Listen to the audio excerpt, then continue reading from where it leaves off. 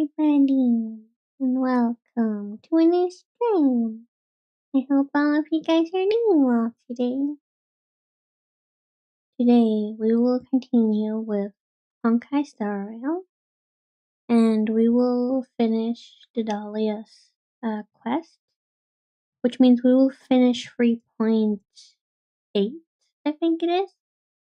And the next time we can continue with the 4.x quest. Hello everybody. Wait, do you wanna know something? Do you wanna know something interesting? Like right before I started the stream, like 5 minutes ago, like the sun was shining, right? And then it started hailing out of nowhere for like 2 minutes. Then it was raining for another minute. Now the sun is shining again. It's confusing. It's very confusing. I don't know what's going on with the climate. Man. Anyway, that's not the point. We should be able to finish the Dahlia story. Maybe we'll even be able to start with... Oh, yep, that's here. Maybe we'll even be able to start with the 4.0 quest. I'm not sure exactly what it is, but we will see. But yeah, let's start. Let's switch over to the game. Alright.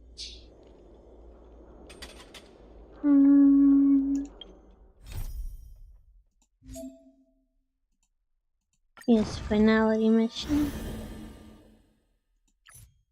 Go. That's good though. Rain is rain, even if it's golf ball size. Yeah, rain is always good. Roxy has 100 stream streak. Let's go. 100 streams. That's a lot of streams. Right, we ended here last time. And Sparkle showed up. Passphrase, respond at once. Why does life slumber? Because people are afraid to wake up from the dream. Perfect. Identity confirmed.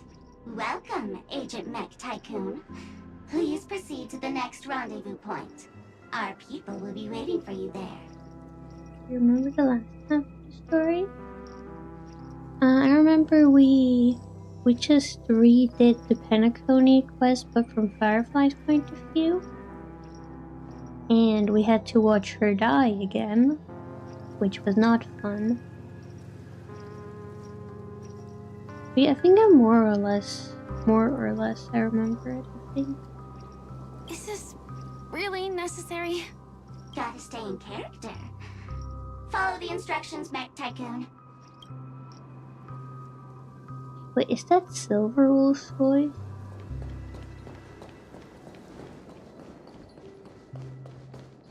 Or was it Sparkle? Hello.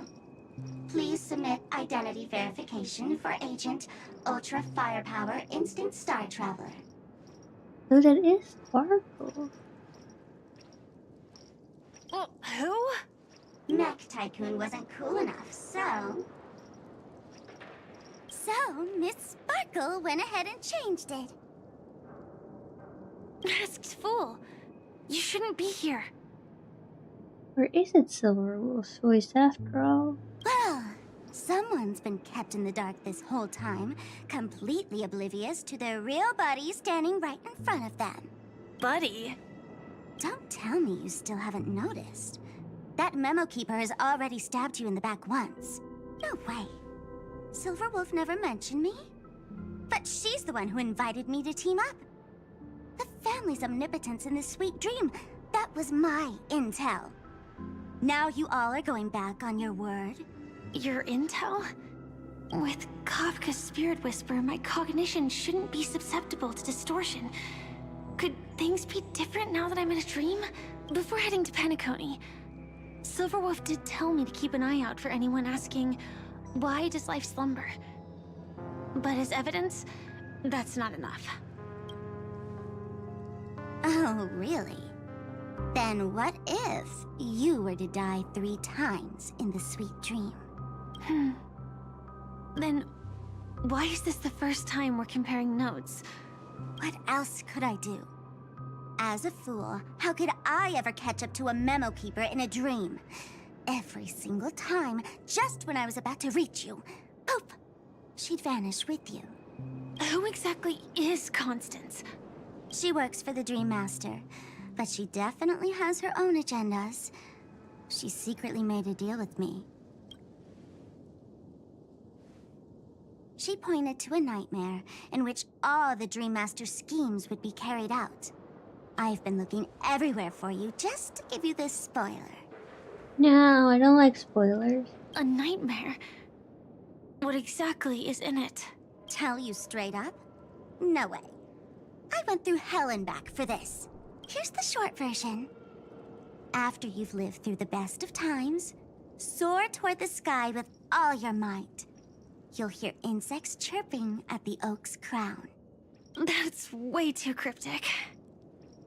I can't trust you. Please, we're working together. I'm not some lackey. Just because someone else fooled you doesn't mean you get to pin it on me. You're back sooner than I thought. Any results? Yes. And now, it's up to us to forge ahead. Sorry, I'll catch you later. But thanks. At least you brought good news. Which part was good news? The best of times. Best of And now, times. the Dream Master's plan begins to turn like clockwork. And so too does destiny. What does the Dream Master gain from recreating the swarm disaster? Oh, reminds me of the good old days during the War of Gods. Oh, silly me. I almost forgot. I need to retrieve a certain lost item. Otherwise, there's a lady who won't be too pleased. Sorry, but I need to get going. Lizard, lizard, Oh, lizard, Scarlet lizard, Boy. lizard, Welcome to lizard, stream. lizard, Hope you're doing well. lizard, Sorry, lizard, but you're lizard, not going lizard, anywhere. lizard, lizard. This is the land chosen by Gopher Wood to meet disaster. But he doesn't want the swarm to truly surge forth and devour the world. You don't like his tone? His tone? Doesn't he always sound like that? The swarm disaster will be trapped here. And so will you, in your weakened state. Unless a kind memo keeper lends a helping hand, right? But I can't find a reason. So far, there hasn't been a single case of one of the 10 Stonehearts being killed. It's driving me crazy with curiosity. He always sounds sarcastic. He does always sound kind of sarcastic. That's why I don't trust him. It's like he's always faking. I don't know, I don't trust him.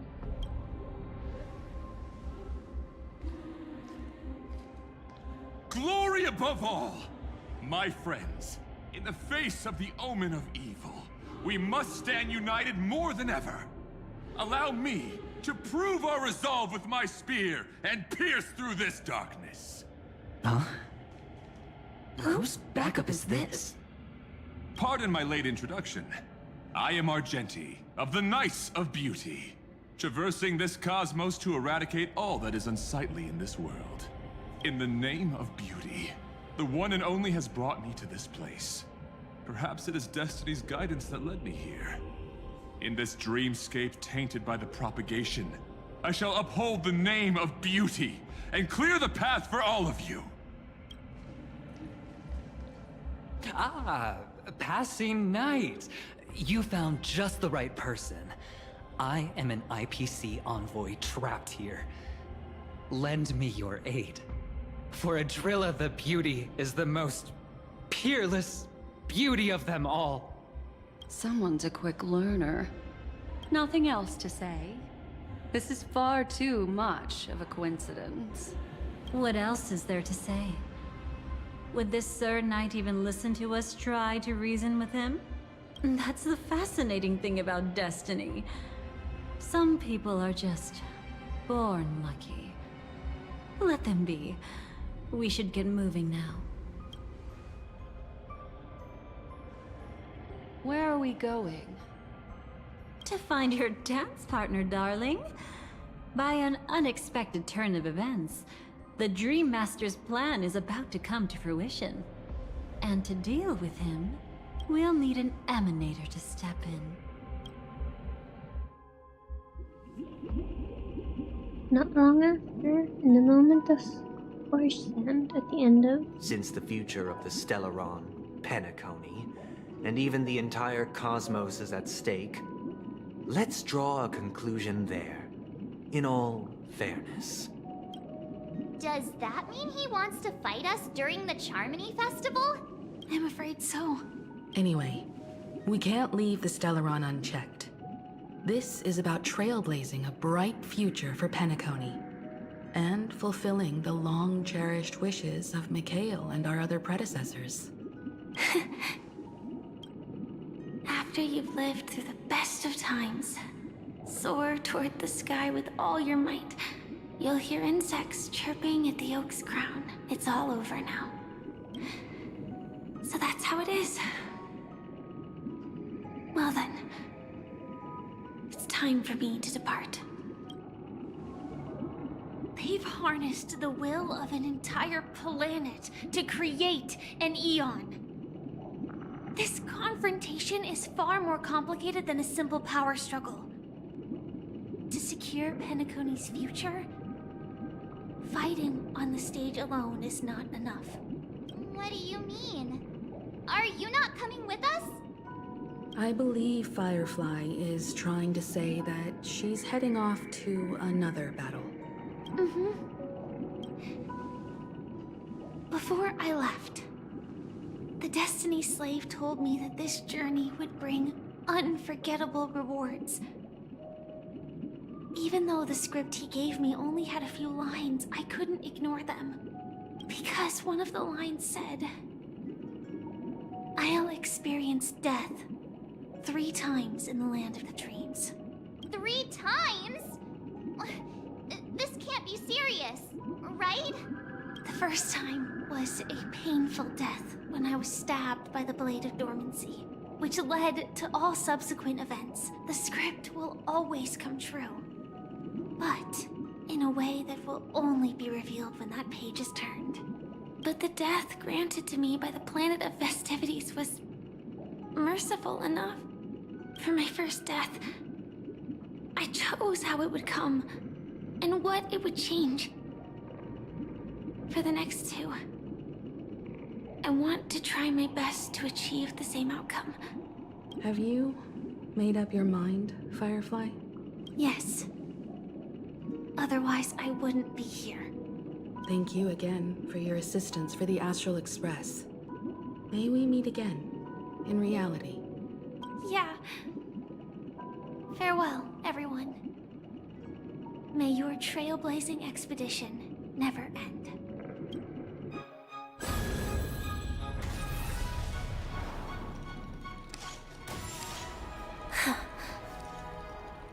I dreamed of a scorched earth. Everyone, are you ready? A new shoot sprouted from the earth.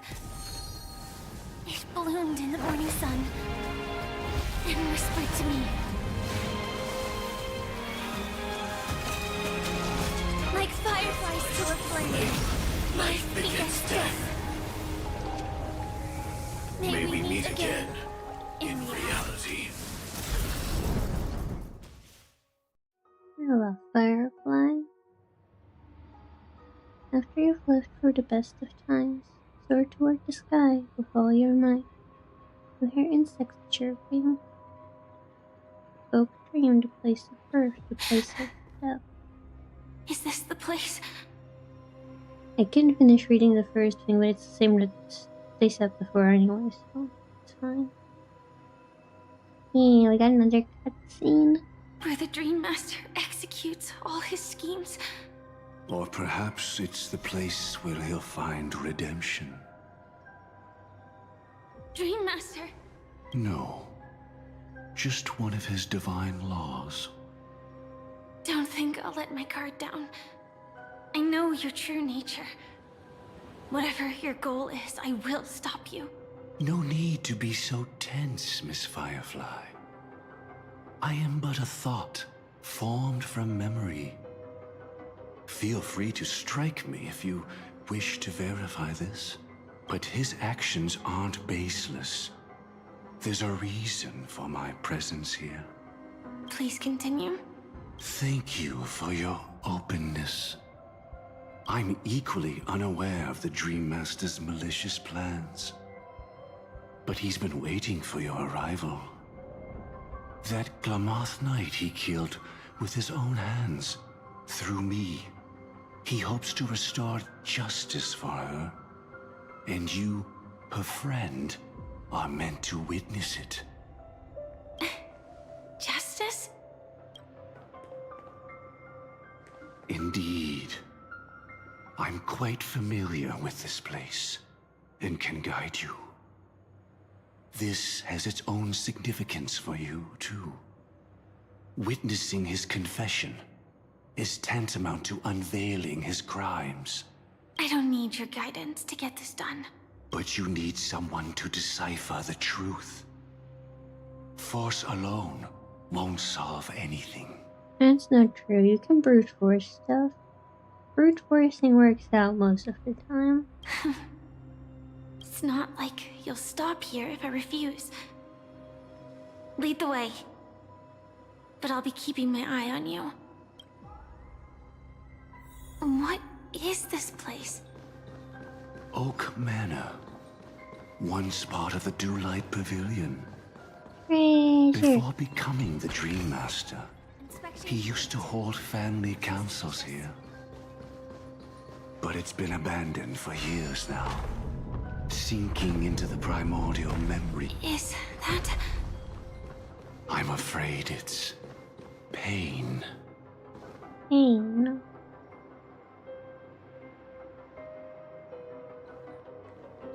Did Oak Manor always have decor like this? After taking over the Sweet Dream, he never turned away any sincere dream seekers. Even if they were shady characters. Walking along the harmony, he firmly believed that even villains could be transformed by sheep-based benevolence to show mercy, act with justice, and walk with humility. It seems his wishes didn't come true. Indeed.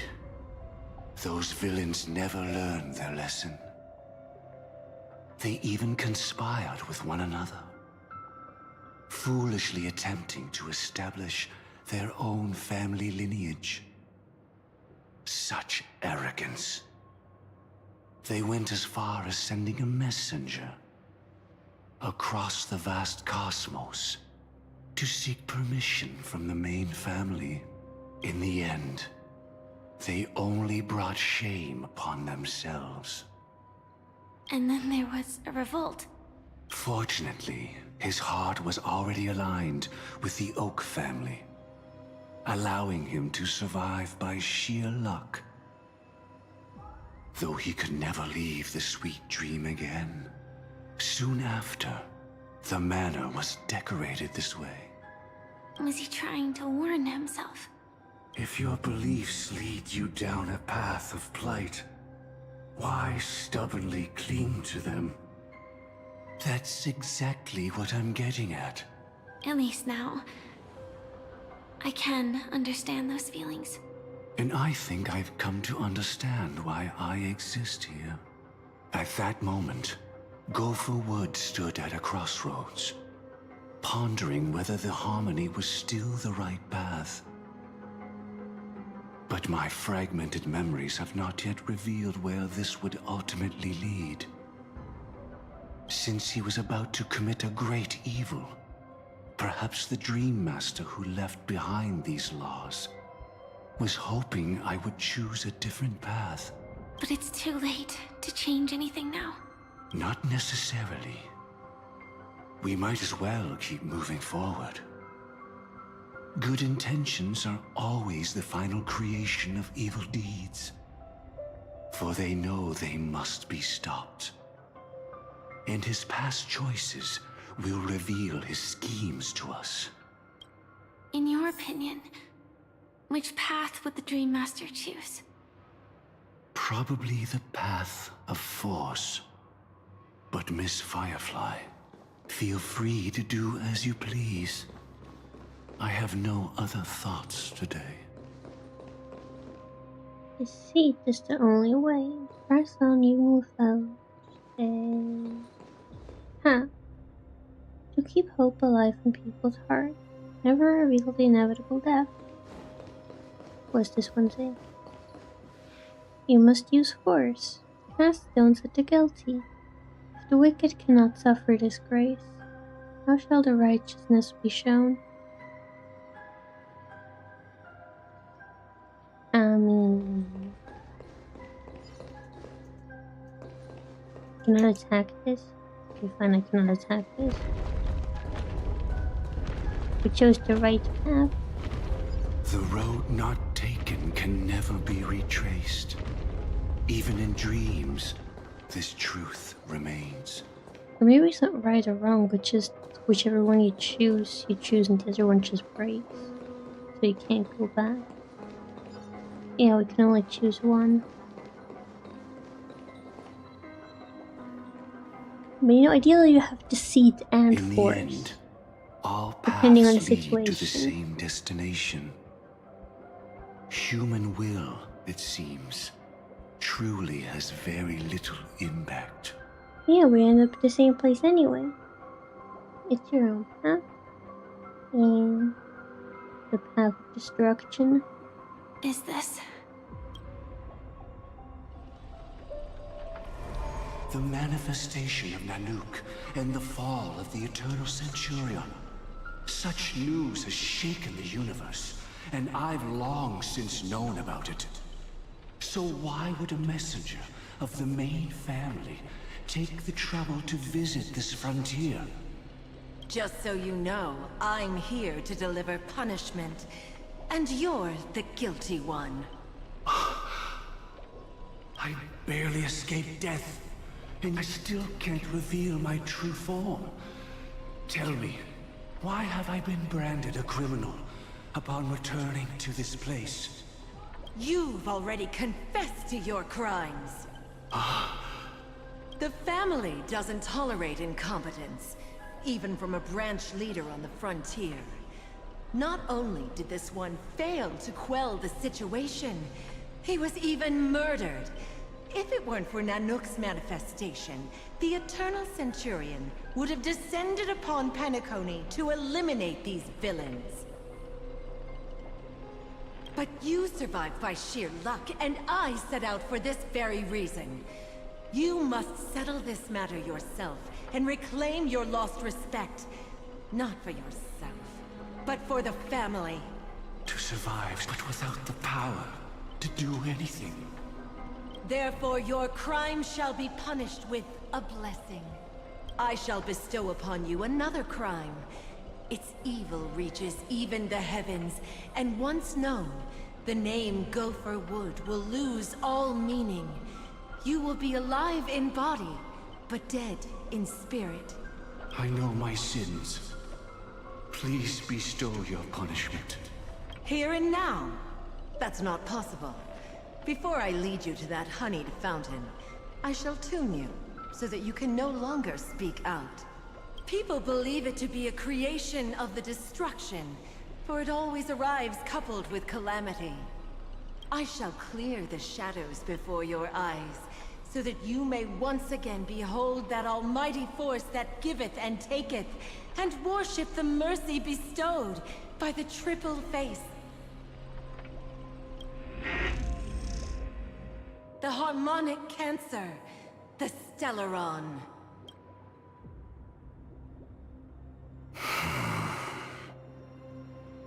Did the Dream Master already know back then that the Stellaron was actually a creation of the Path of Harmony? Was he forced to manipulate the Stellaron under the family's orders? Easy, so how we'll have a rerun next patch? No Vivian? No Vivian? You can get Vivian via spending events if you have enough gold to get her as well. Okay, so there's an event where I can get her. Okay. I mean, we do need both of them for the team, since we want to do Vivian, Yusuha, and Alice together. Okay, we will pull for Yusuha, and hopefully with the spending event we can get Vivian. I hope. Hello, Rachaholic. Welcome to the stream. Hope you're doing well. I'd like to defend him, but calling it forced would be self-deception. He claimed he was powerless, not that Shippei taught us we shouldn't do this. Whatever the family's true face may be, right now, Go for Wood is no longer a follower of the Harmony. What if you were the one standing there? Perhaps I too would betray the Harmony. But in any case, that would only mean I found the family unworthy of obedience. It doesn't justify the Dream Master's heinous acts. Miss Firefly, have you ever pondered over destiny? I often wonder if we could face our past decisions again, would we really make different choices? The Stellaron is the harmonic cancer. What can I do with this? Well, that is the question.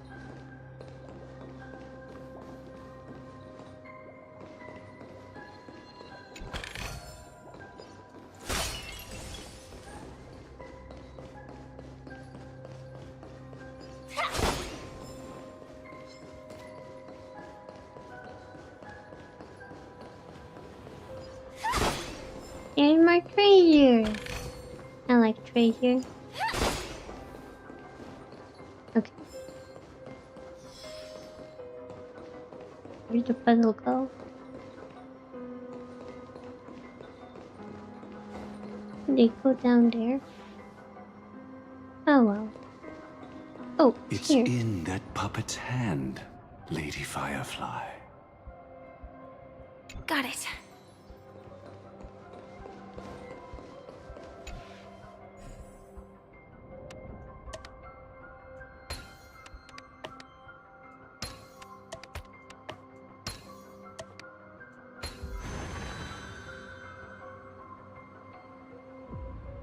Rest in peace now, old friend. Mikhail, was it you who killed him? Is that what you think of the Dream Master? Someone so unforgivably evil. He was once the Dream Master's closest friend. But they ultimately parted ways due to their differences over the sweet dream. Mikhail once gave the Dream Master a wristwatch. And even though it's broken now, he still treasures it to this day. I came for a confession, old friend. I wonder, what did death feel like to you? I died once, yet returned to the mortal realm. If you were as fortunate as I was, would we still walk different paths? In my eyes, you can still hold on to hope, precisely because you've never faced inevitable death. Would you blame me? Would you, Mikhail? I tried to unveil Shippei's third face, but I was wrong. It wasn't the propagation. Yet destiny was so merciful, making me realize the propagation was able to continuously evoke people's prayers for the Order through the fear brought by the Swarm. When the Swarm disaster ravaged the universe, that was also when the Order reached its unprecedented peak. But after that, the Great One deliberately ignited a war among gods, leading to their own downfall. They would rather fall than let the Order ascend upon a staircase of falsehoods. They were wrong too. The Great One wished to restore justice to the mortal world. But what people prayed for wasn't justice. It was freedom from fear. Will you forgive me? Will you, Mikael? I shall commit an act of transgression, mending the errors of the gods. I will restore the missing hand to the celestial clock, and show mankind death. I know my sins. They are ever before me. But I shall never repent. Okay. Using the propagation to lay the foundation for an eternal paradise. So what he meant was recreate the swarm disaster using fear to force people to pray for the Order's return? Perhaps that's why your friend was killed. The Dream Master wanted to find out how the Glamoth Iron Cavalry obtained the propagation's power. That's not a power that can be easily controlled. We need to pick up the pace.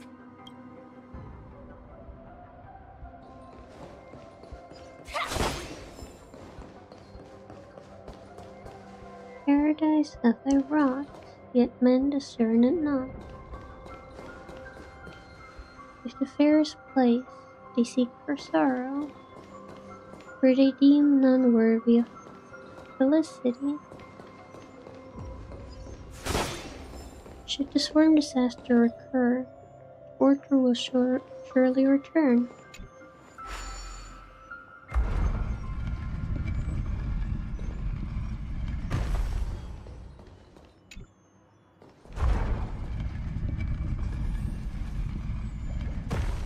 Treasure!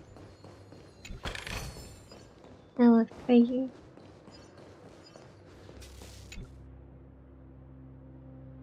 Take it up. I know the drill. You're here for cleanup. I knew this day would come the moment I signed up to be part of the business team. I just didn't expect it to come so soon. Just do it then. I've enough integrity left in me not to be a snitch to boss taker of some petty damage. Okay.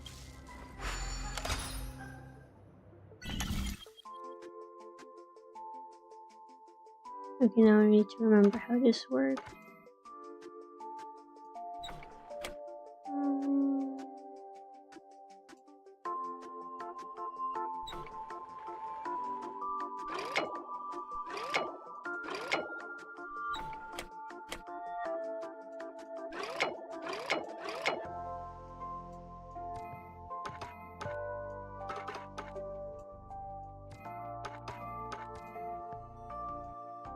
Okay.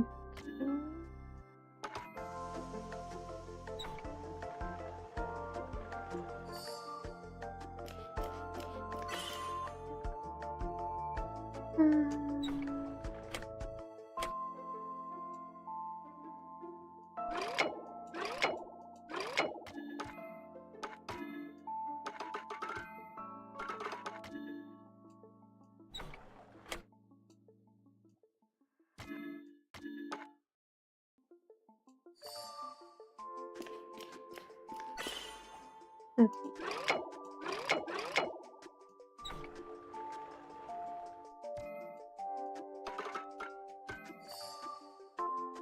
Gotta time me up, boss. I'm heading back and clocking in for work. Gotta time me up, boss. I'm heading back and clocking in for work. Inspection complete. Nothing suspicious. Alright, moving on. Past this point lies the Grand Hall at the end of Oak Manor, and before us lies his final decision. Where to go after turning away from the Harmony. Since he wants you to choose again, which side will you take? Go ahead with whichever path you think is right. I'll take the other one. Another decision we have to make. Don't worry. I can't change anything.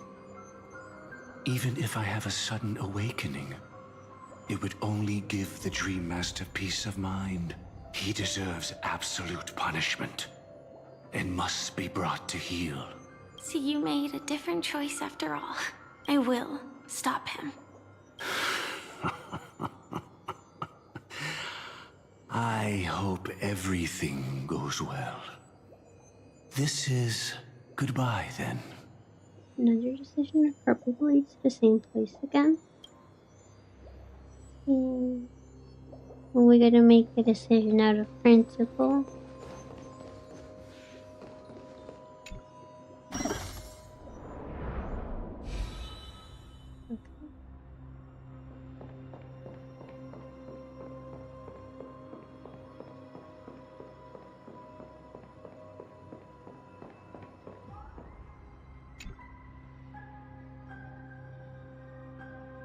Okay, we either have to go to the left or to the right.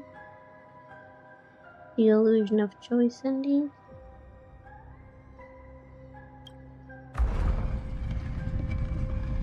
Let the propagation rain down heavenly fire once more, heralding the mournful cry of death. What's the other option? Let the harmony's lies be exposed in an instant, revealed by the piercing blade of truth.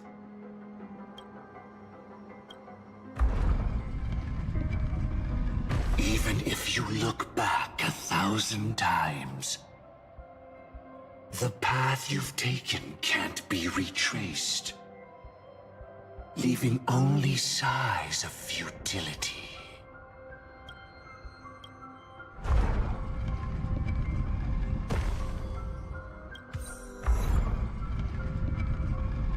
Let the propagation rain down heavenly fire once more, heralding the mournful cry of death.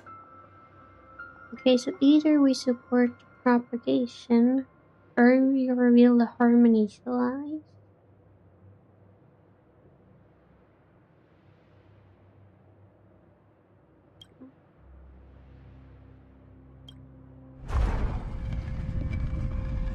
Let the harmony's lies be exposed in an instant, revealed by the piercing blade of truth.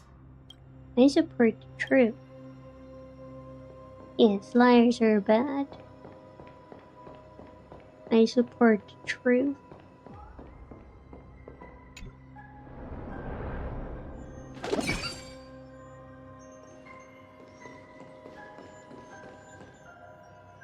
Wait, there was treasure there!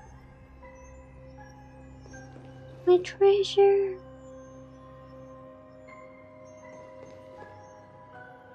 There better be treasure here too. Oh, there is treasure. Our paths diverge here. Okay, good. You go towards life, and I towards death. Which path is better? Only the What a desolate sight. No less shall be continued under our watch. Exactly. We willfully sink to ruin. Why press so hard for the truth? People deserve the truth.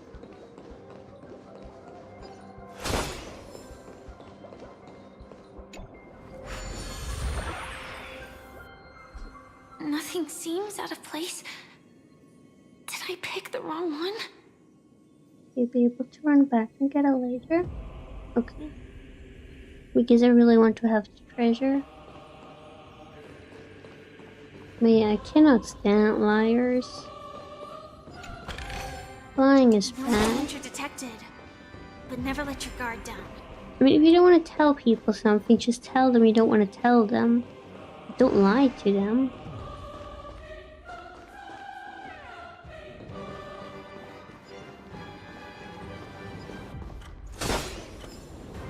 From death comes life. From death comes life? Secret of receiving the Stellaron. Seize the... No, wait, I can read it!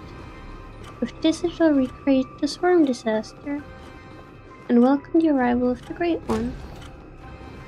The only time you're okay with lying is lying about something. No, even then you don't lie. It's just like if you do something embarrassing, like I don't know, like you walk into a door frame or something, you just don't tell people. Like, I mean, why would you tell people? It's not like there's any point in telling them. It's like, I wouldn't go live to people like, oh, I never walked into a door frame. Like, it has happened to me because I'm incompetent, but you know, like, why would you just go around telling people something like that? If you don't lie, just don't tell them. No doubt about it. This is the place. My apologies for keeping you waiting, Lady Firefly. We ended up in the same place. It's you. It seems the other path leads here too. Of course it does. The illusion of choice. What about the white lie? What kind of white lie? I mean, like, it's like if like you have a friend, they have like a completely different clothing style than you, and they like ask you, oh, does it look good? And you think it doesn't look good. Even then, you don't have to lie to them. You just be like, it looks like you really like it, so that's great. I don't know. Or just tell them it looks great on you, because they look confident wearing it. I don't know. Who walks into a door frame? It's happened a couple of times to me because my balance is kind of bad, but yeah. A harmless or trivial and truthful to be polite, avoid hurting someone's feelings or prevent unnecessary conflict. I mean, it's kind of like, I feel like in most situations you don't have to lie. It's more that you lie because it's more comfortable for yourself.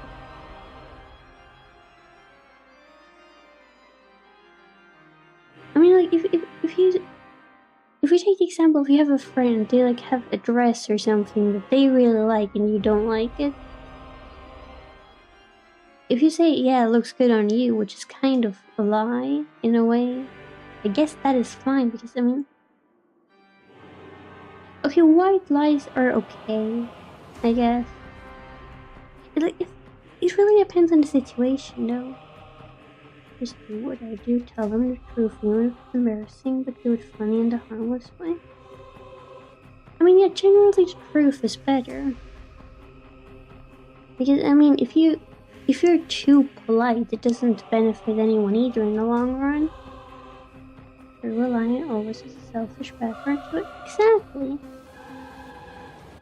And I mean, I feel like if you're actually friends with someone and they ask you about your opinion on something that they wear or something, telling them, like, it's not really my style, but you look happy with it, so it looks good on you, I feel like that's fine to say.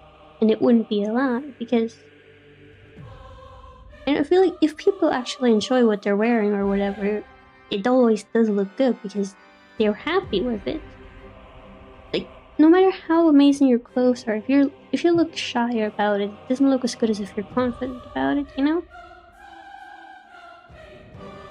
But if you would lie about that and just tell them, yeah, you look great, I don't think that's that bad. But I still think the truth is better. If you cannot call your friend ugly, then you aren't. I'm not talking about your friend, I'm talking about the clothes.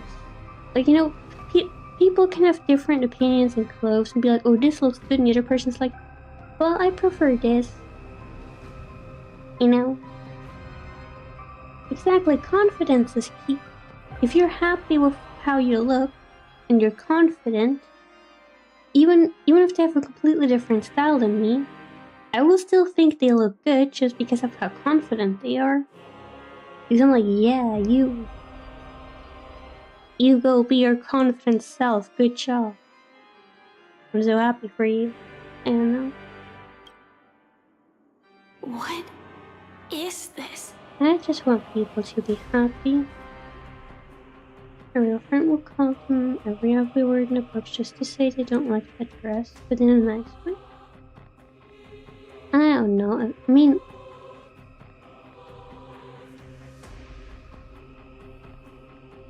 I don't think I would do that. Maybe I've just never been that close with anybody. I don't It's know. the terror that humanity dares not recall. The swarm disaster's chrysalis of extinction.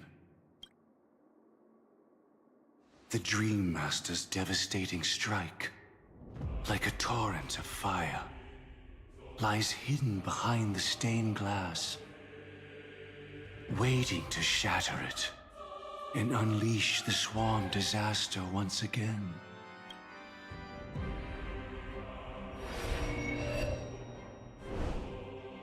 How did the Dream Master become this powerful? We need to stop him.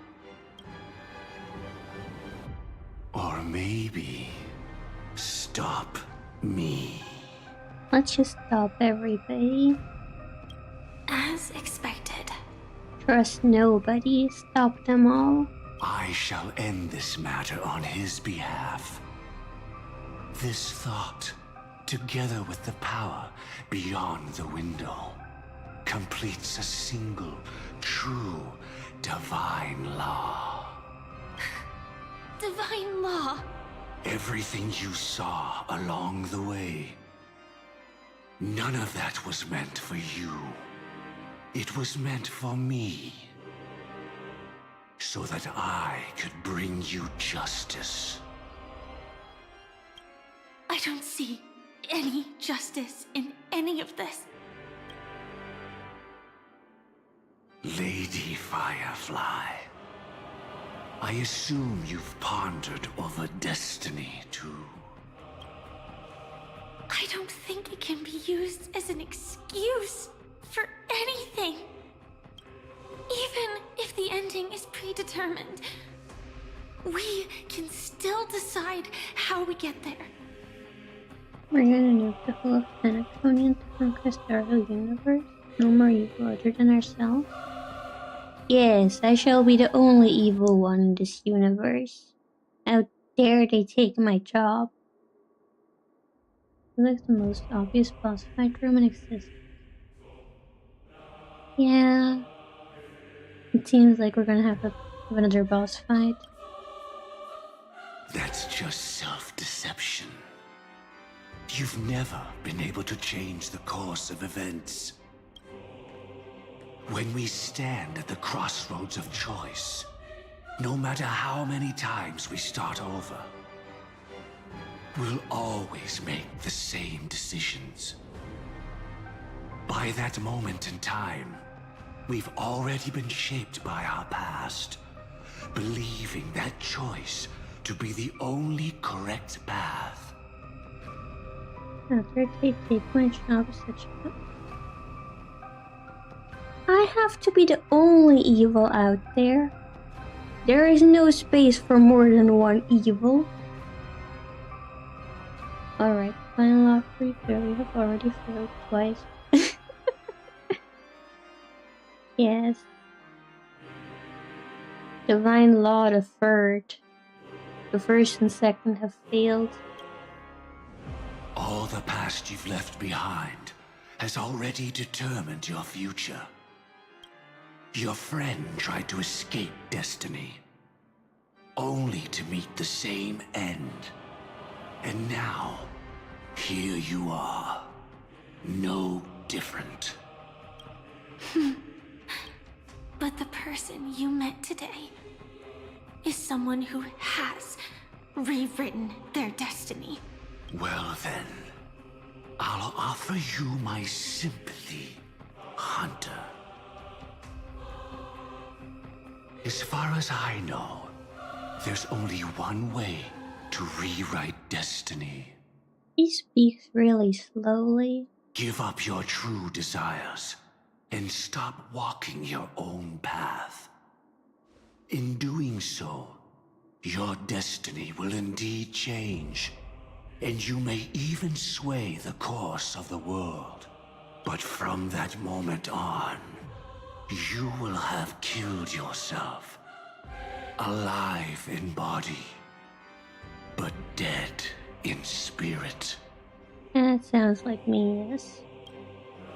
This is the price we're willing to pay to defy destiny. Not everyone chooses to surrender with their hands up.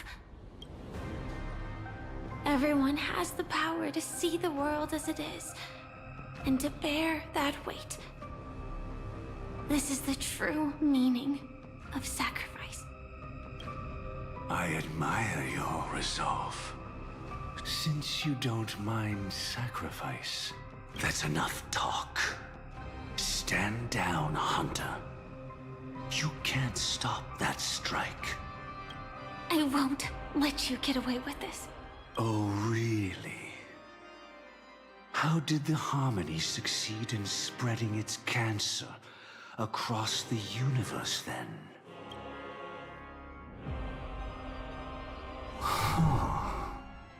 Though she wasn't my true companion, that cremator left me with a spark of her flame. You did? I never trusted you.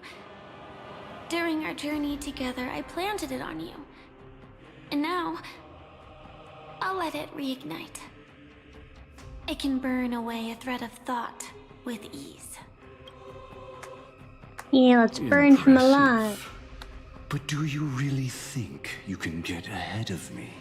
If I can't, I still won't run away. If that strike is inevitable, I'll be the only one who dies in this nightmare. He didn't call us cancer, he called the Stellarons cancer. So that means I have cancer. Like Belle. Not Belle, Stell. Bella's from Season 3. Stell has cancer because she has a Stellaron in her. So I don't know what we sound like compared to cancer, I don't know. Your courage shines like pure gold. Even so, paradise shall fall into this world of sorrow, and once dawn breaks, it will shatter in the light of day. How could anything golden abide in glory forever? Come forth and present yourself, last heir of the Empire. I permit you to unveil the true face of order. I permit you, with mortal hands, to bring forth the Great One. The Swarm will again devour all things, and fill the hearts of the lost with terror. Someone must cast down rage in their stead. All that lives will one day die. Even so, I will still do as I've always done, and pray that I can stay alive. I can do it. Right? But death will come because you, out of all people, are the foremost in seeking life.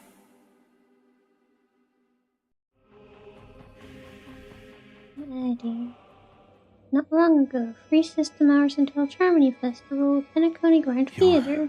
Last confession took me by surprise. Law is meant to be broken, so let's see how durable you are, Divine. Yes, rules are meant to be broken, and the law is just a bunch of rules. Mr. Gopherwood. No. The final divine law. I suspect there was never any chrysalis of extinction from the Swarm disaster to begin with. Was there? What exists in Oak Manor is nothing but a disguise. The only thing hidden within is a Stellaron. True. I never unraveled the secrets of the propagation. Now, split into 4 parts. A single strike of mine cannot harm that hunter. But if a Pathstrider of the same origin as the Swarm were to be deceived by tuning, mistaking what lies before them as certain death, If they were to make a wish to live before the Stellaron, the outcome would twist into a catastrophe that brings death. The swarm disaster. Yoruno Sunday's back? That's fine, he won't be around for much longer. Are you failing now? We have 4? Yeah. 4's gonna fail too. Her life shall beget death, and that death shall beget life unto this world. But why are you so certain that nothing will go wrong? I've already glimpsed the secrets of the Stellaron, and I have no need for certainty here. Even if she never entered the game, that strike would still fall at the appointed time, causing the Stellaron to shatter. The Dreamers will learn that the power to destroy their own lives comes from the harmony, but that it is ultimately the worst option. You love this Sunday and you hate him as well? I just hate him. I also hate the nice Sunday that we have now. I just hate all of him. You should know that I won't agree with this. Too late, child. The hands of time have struck midnight. Look up at the stars. Do you know why they are so cruel? That reason shall be the final divine law. And with this, we entrust everything into your hands. Because the stars belong to everyone. They have never belonged to anyone.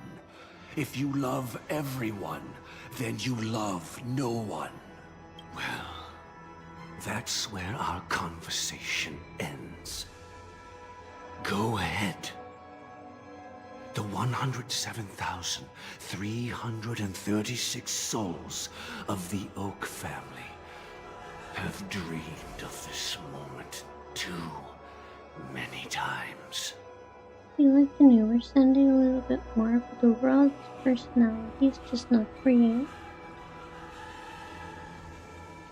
I mean, I don't know, I don't like him at all. Even his nice version I don't like.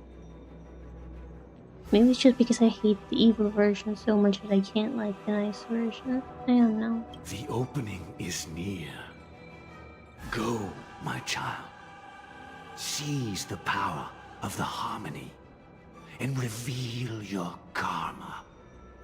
Yes, we do love lore. I shall walk the path of the Order to its end, as you wish. But I can no longer accept your divine laws. If I become the only star in the sky, even if I belong to no one, there would still be no cruelty. The stars are cruel, only because they have never shared their heat with the masses, burning fiercely only for themselves. Well, there can't be 2 suns in the sky. I'll step up and take down the other sun if necessary. Moreover, how could I allow other stars to shine during the day? Paradise shall soon be created. Not at midnight, but at noon.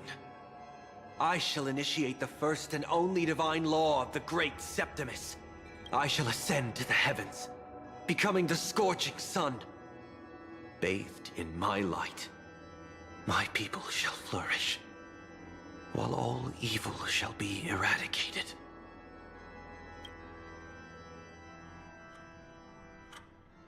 Very well, child. Do what you must.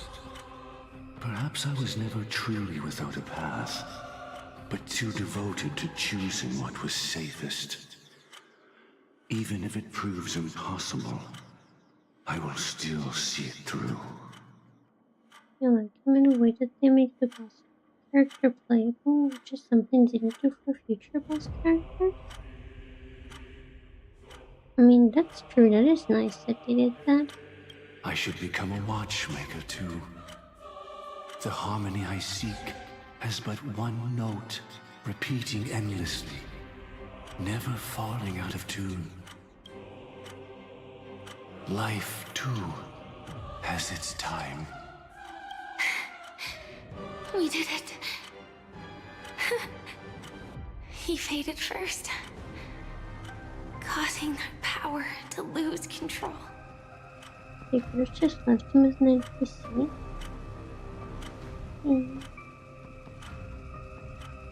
Yeah, we can play Kafka too. Though I'm not sure if Kafka's actually evil or not.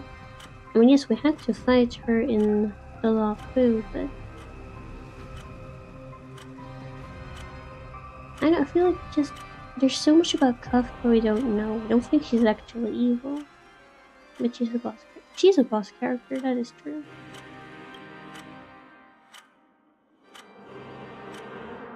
I mean, Grubbard said for future characters they didn't do it, and Kafka came before.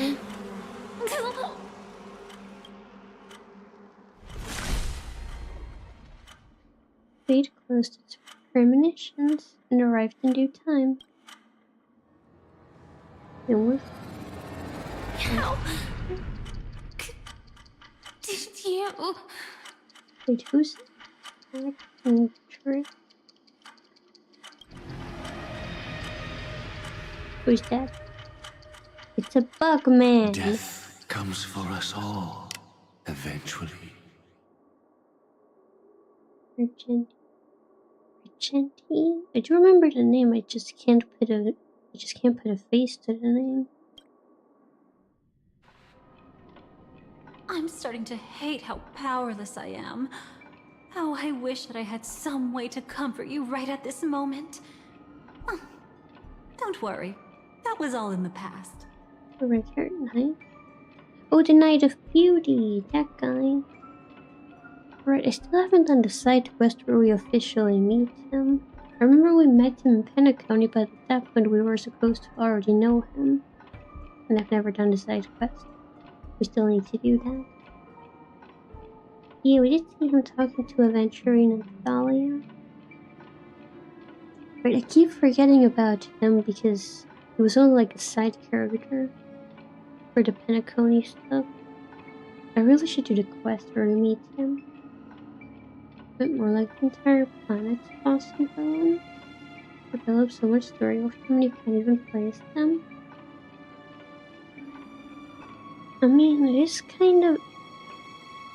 does kind of make sense in a way, but I also understand why you would want to play as them. But the thing is, if you get to play a boss character, they're never as strong or impressive as a playable character. They're a lot stronger as a boss character, so I kind of understand that. What happened to Firefly? What did the Dream Master do? The swarm disaster? What happened to Firefly? She had almost reached her demise, yet she survived. Her second death hadn't come yet. It would be upon her soon. What did the Dream Master do? He lured a Glamoth Iron Cavalry to face a Stellaron after years of plotting. Though everything Firefly had learned since entering the dream was true, they were only truths that the Dream Master wanted her to see. And that is often regarded as the highest form of deception. The Stellaron answered Firefly's desire to keep living. In response, it recreated within the sweet dream the swarm disaster and the Eon Enna. Exactly, it's like when you fight them, they're so impressive and strong, but then you get them and they're just kind of like not that impressive. The swarm disaster? It was confined within the dream. Even a Stellaron could not truly revive the swarm disaster.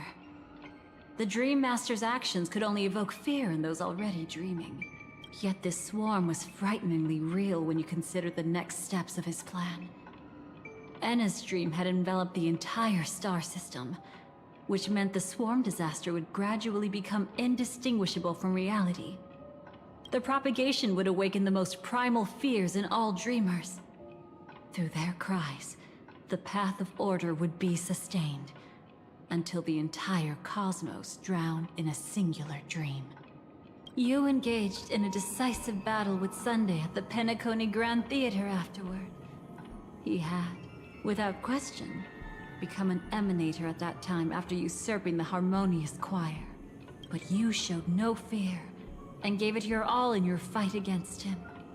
And you emerged victorious with the help of your allies.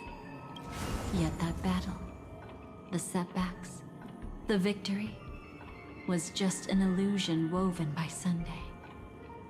Enna's dream had already enveloped the entire Asdana system. It was impossible for you to beat Sunday at that time. Enna's dream was so terrifying that even memo keepers could not act freely in it. Fortunately, we sought out Acheron first, and she lent us a helping hand. That allowed us to take action, along with that quarrelsome friend of ours, and try waking people one by one.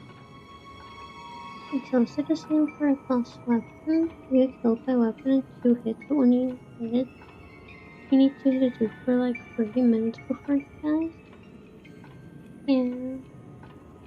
I mean, it makes sense from a gameplay point of view that they can't make it too overpowered, but it is kinda sad. Indeed. Don't forget that, even within the sweet dream, there were still many people yearning, striving, and pushing forward with all their might. At that moment, you too would face a similar deathmatch. Being woken up by Black Swan was a watershed moment. Due to the existence of Enna's dream, your memories from that point onward can no longer be viewed from the same perspective as before.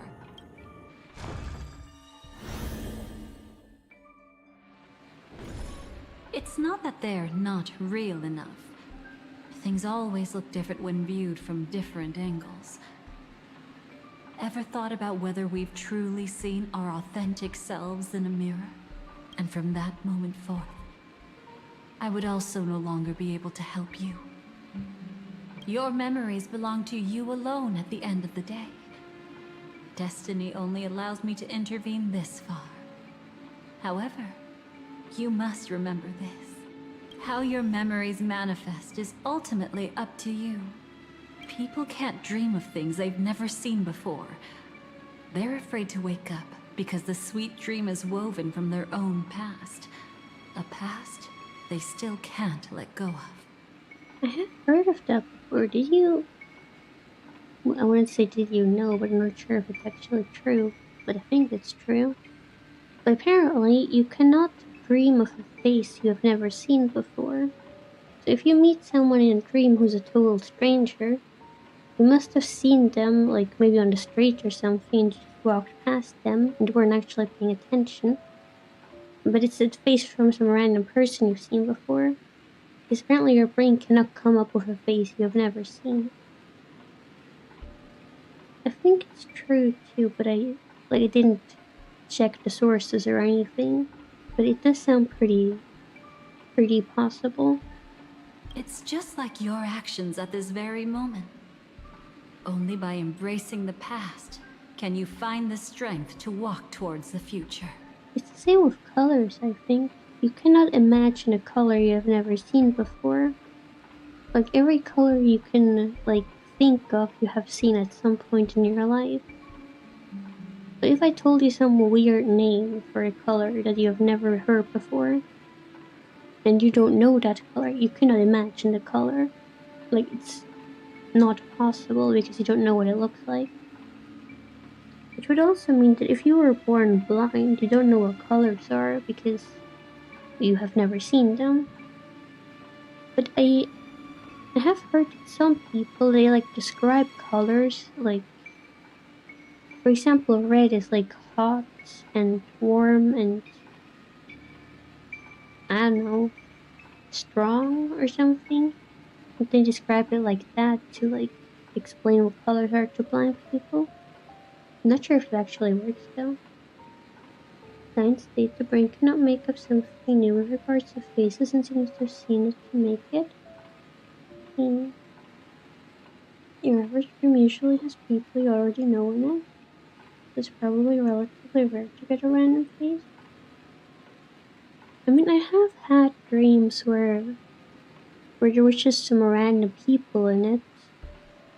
But I don't know, I feel like there's probably just random people I've seen on the street because they were just background people in the dream, so I don't know.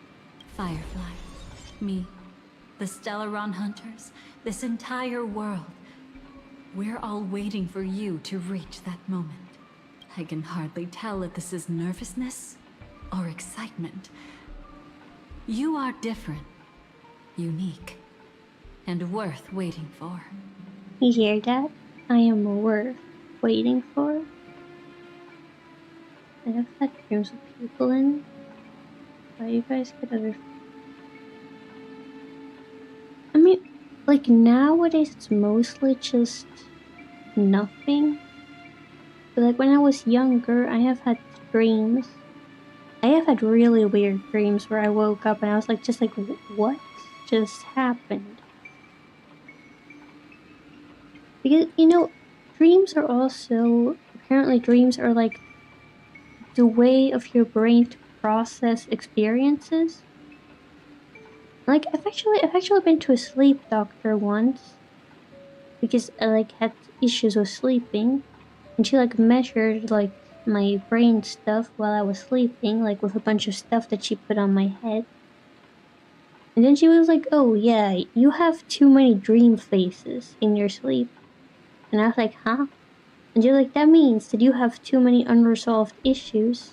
Like, there's too much stuff that my brain is trying to process, and that's why I have so much issues with sleeping.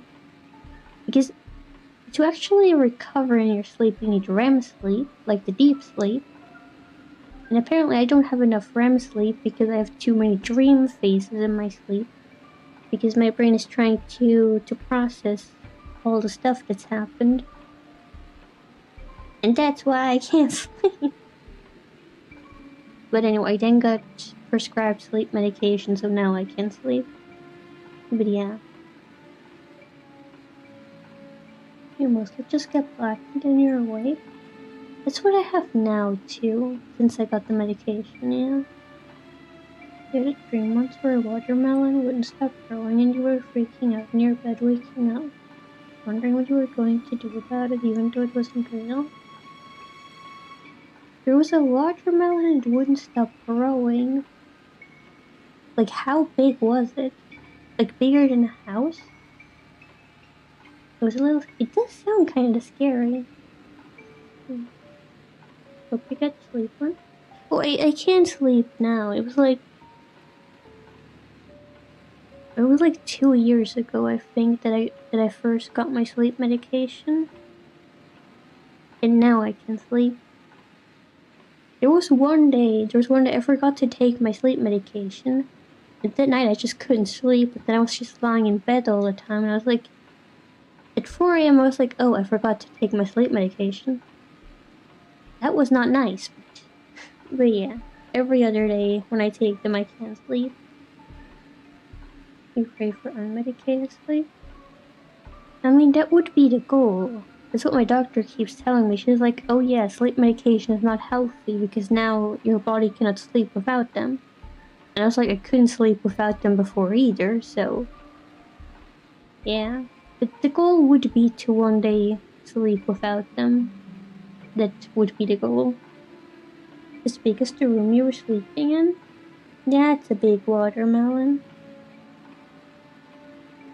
And some of this medication have side effects like guaranteed nightmares? I mean, none of the side effects are guaranteed. It does list nightmares, I think. I read them when I first got them. I don't remember all of the side effects, but I think nightmares are listed. But I'm usually fine. I feel like maybe once or twice a nightmare in the past, like 2 years since I first got them, but mostly I'm fine. But yes, life is a struggle. Go, and write a prelude to memories once more. I will.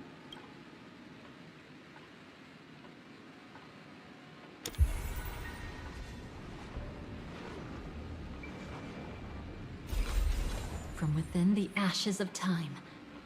You must reignite destiny.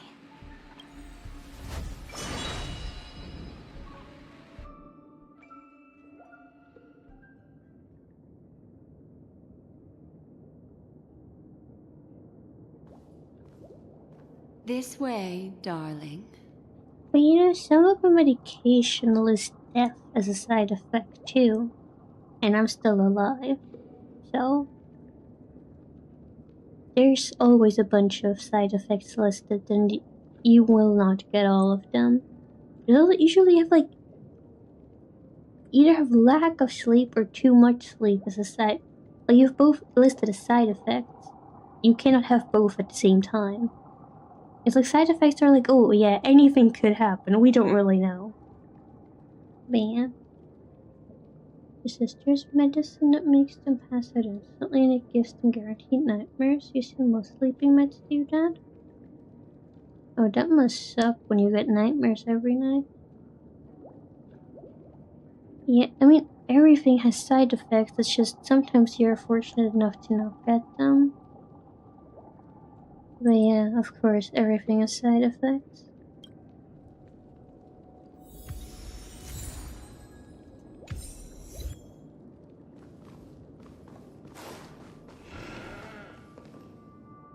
I was still looking around. Not another one. Oh, what? Thank you so much, Black Swan. What do you mean another one? Finally, I can breathe a sigh of relief. You still have one side effect, like 1 in 100 million people had gotten a heart attack taking this med. You were just like, I'm not that one. You hope you're not that one. I mean, that's me too. It's also like, oh yeah, there's a small chance you might die when taking this. And I'm like, okay. There's also a chance I die every time I get in my car and drive somewhere. And it's bigger than when I take my medication, so... Life is very dangerous. Side effect of breathing is that you will die one day. Scary, right? Very scary. You should stop breathing.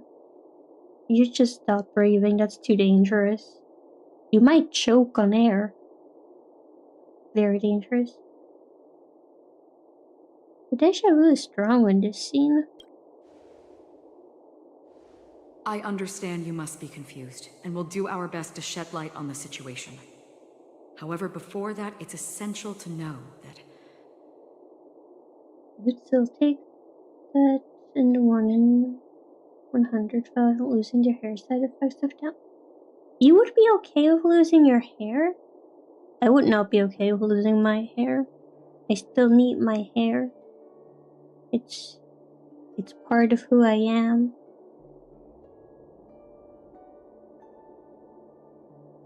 You would rather die? I would rather die too. How can you choke on something that's invisible?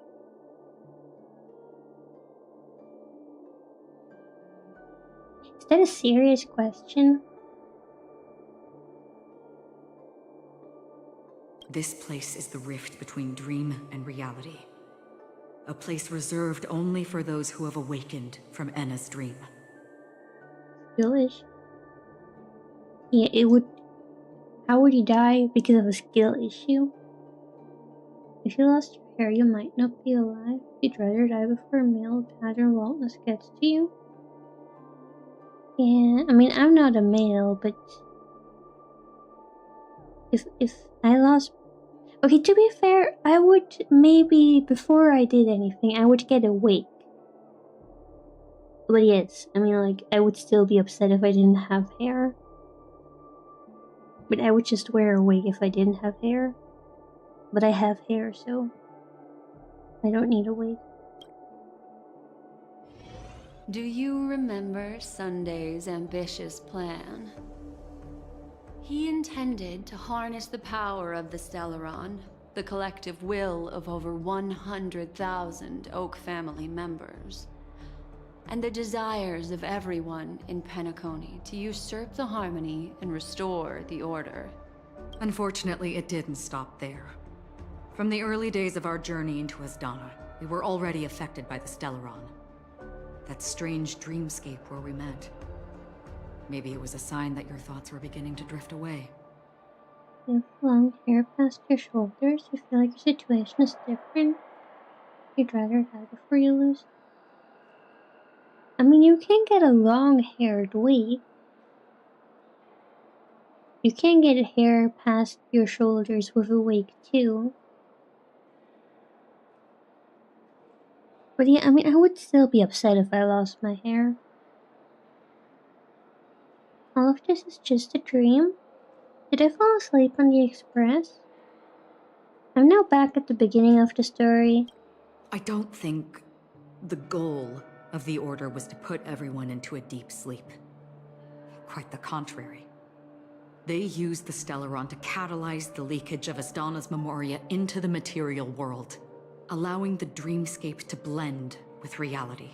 People think they are awake, but their spirits have long since stepped into the Temple of Order. This is what makes Anna's dream so powerful. In this paradise governed by the Order, everyone indulges in their delightful dreams and lives happily ever after. Honey, I'm home. Cakes of wig by Fernie. That's not true. If you have an actual good wife, she wouldn't start screaming just because you don't have hair. You just need to have a good wife. Also, why would you just randomly take off your wig, though? Just keep it on. I believe what you experienced in the sweet dream, except for that flaw, was real. Only in this way could you reach the destination, lifting the crisis in Penacony and embarking on your next trailblazing expedition. If it wasn't for Acheron's plan, we might have been trapped in this dream forever. Well, I'm not as fortunate as she is. Even if I'm a memo keeper, I was still influenced by the power of the Order and fell into hallucinations. However, thanks to your memories, now we still have a chance to turn the tide. What if you ride a roller coaster no more way? I mean, I can't ride roller coasters anyway because of other health issues, so that's not really an issue for me. Aren't they itchy and prolonged? I mean, I don't know, I've never worn a wig for that long. I did buy a wig because I wanted to do something. I wanted to try a cosplay thing. And I bought a wig, but I don't have like the wig cap thing. Like the thing that you put over your natural hair to then put the wig over. So I only like put it on for like a moment to see what it looks like. But it had like my normal hair, like I could still see my normal hair because it was like not under the wig. So I don't really have any experiences with wigs. We still have a chance, though. To make it happen. Please, Black Swan. Guide us to those with a strong will. The truth of the dreamscape runs deeper. We must notify anyone willing to wake up, so we can end the long night together. All right, please come with me. Yesterday, that slumber. Thou hast answered me. Yeah, answer me. Thou art with us, united in paradise. Stay calm. We abide by thy divine will. You went to wake one when you were 14 for a silly cosplay and it was kind of funny but really scratchy. I mean, it might also depend on the quality of the wig. I bet that even if I don't resist, you'd still... Time to get down to business, cowboy. You okay? It's so great to see you. What about the others? A memo keeper is looking for them. We must do everything we can as well. Quite the fateful encounter we have here, friend. Seems you're also a light sleeper. I'll send you some of the IPC's sleep aids one of these days. Unfortunately, we need to stay awake right now rather than sleep. We're still nowhere near capable of breaking free from Enna's dream. Yeah, Bootel, the stripper guy. Let me break the bad news first. The enemy we're up against isn't just Sunday anymore. Nor is it the harmonious choir that he's usurped. The Dream Master has awakened the swarm disaster within the sweet dream, and cast shadows into the hearts of all dreamers through Enna's dream. The primal fear taking root in people's hearts had led them to call out to the Order for protection. We don't talk about that? My apologies, I wasn't supposed to talk about that. The path of order is gradually being restored, and this has transformed Sunday into Enna. What? That's possible? The Eon of Order? Specifically, he's just one step away from becoming an Eon. The IPC starships converged here at an opportune moment, and the power of the preservation seeped into the sweet dream to prevent him from completely ascending. However, that is only temporary. With the IPC around, the cosmos doesn't need a second order. But it doesn't make much of a difference for us. Sunday's true form has broken free from the dreamscape, becoming as vast as an Eon. The Asdana system is no more than a plaything in the palm of his hand. Indeed. Forget about stopping him. We can't even manage to face him again. There must be a way to counter him. He's got to have a weakness, right? The key still lies in Enna's dream. Fear and sweet dreams. He relies on these two lies to gather the dreamers' shared wishes. He's still just a false god who barely managed to ascend. Yes, we are the main characters. We're gonna defeat him. Worst case, we're gonna brute force it. If we can wake people up and break Enna's dream, Sunday's divinity will fall with it. But the current sweet dream is extremely complex. Miss Black Swan, could you please explain the rest of it? Time is of the essence, so I'll cut to the chase. There are 3 layers to the dreamscape trapping us. First, there's Enna's dream controlled by Sunday. It wove a beautiful illusion for every dreamer, making them flounder in it. Second, there's the primordial dreamscape, which includes Dreamflux Reef.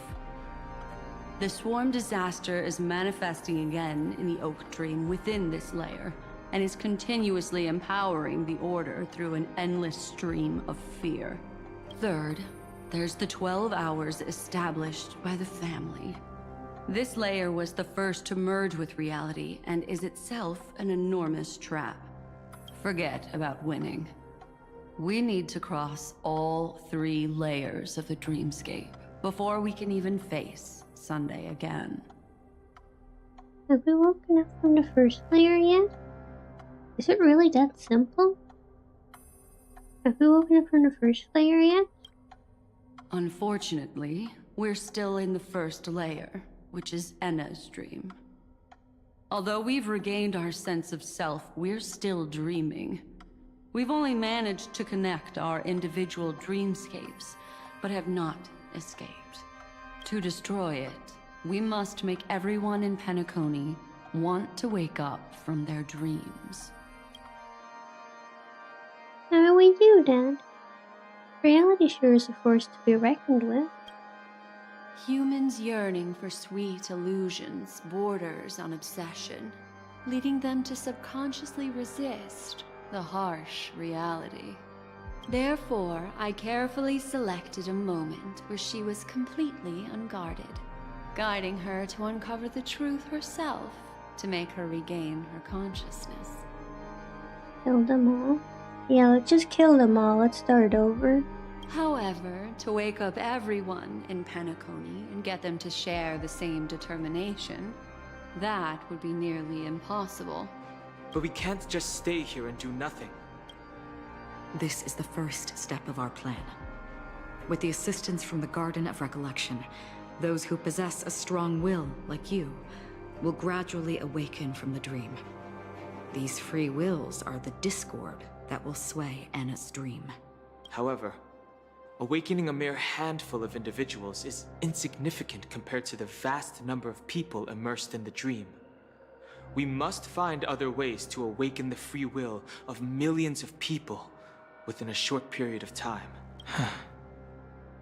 Looks like the Jade Abacus of Allying Oath will be the only solution. No. No need for that. Keep your once-in-a-lifetime treasure. We don't need to bother the Cienjo Alliance for such a tiny request. You want thousands of people with unwavering free will? That's easy. Just leave it to us Galaxy Rangers. Do you know what it is, Acheron? It's the relic I returned to you. Exactly. Its owner must have told you that it's meaningless to anyone other than a Galaxy Ranger, and that it can only fulfill its purpose when returned to its rightful owner. Because it's a burial artifact, worthy only of a hero who has served the Galaxy Rangers with honor. When its light illuminates the universe, it means the fall of a hero. And in the direction it falls, countless meteors will streak across the sky. Those meteors are Galaxy Rangers, coming from all corners of the cosmos, driven by a shared purpose, without questioning the cause or counting the cost. Because we abide by a bottom line. Galaxy Rangers are so... They are cool. They are. The shooting stars of the hunt only descend on the longest night. And with them comes the dawn.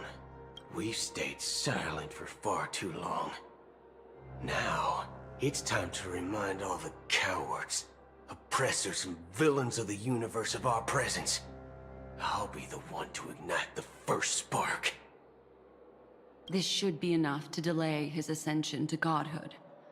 As for the foundation of Enna's dream, it would take an immense power to shake it in an instant. I think that shouldn't be too hard. So, you're the key in the end, I assume? Even if it is just a counterfeit god, we'll need an emanator to step in. Perhaps it's not about being an emanator. This is a different collective wish.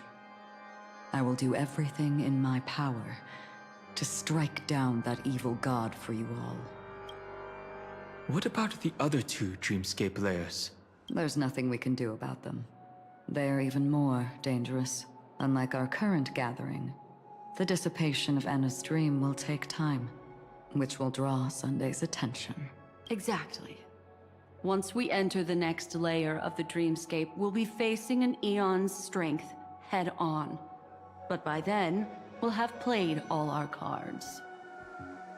Can't we wait for the others to wake up? Won't anyone on the outside notice? It's too late. Unless an eon intervenes. But that would be tantamount to igniting a cosmic war among gods. The Order is one of Shibei's aspects. Yet the Harmony stands idle at this moment as Enna is being reborn, without any further intervention. There must be some deeper reason behind this. Enna's dream is no ordinary matter.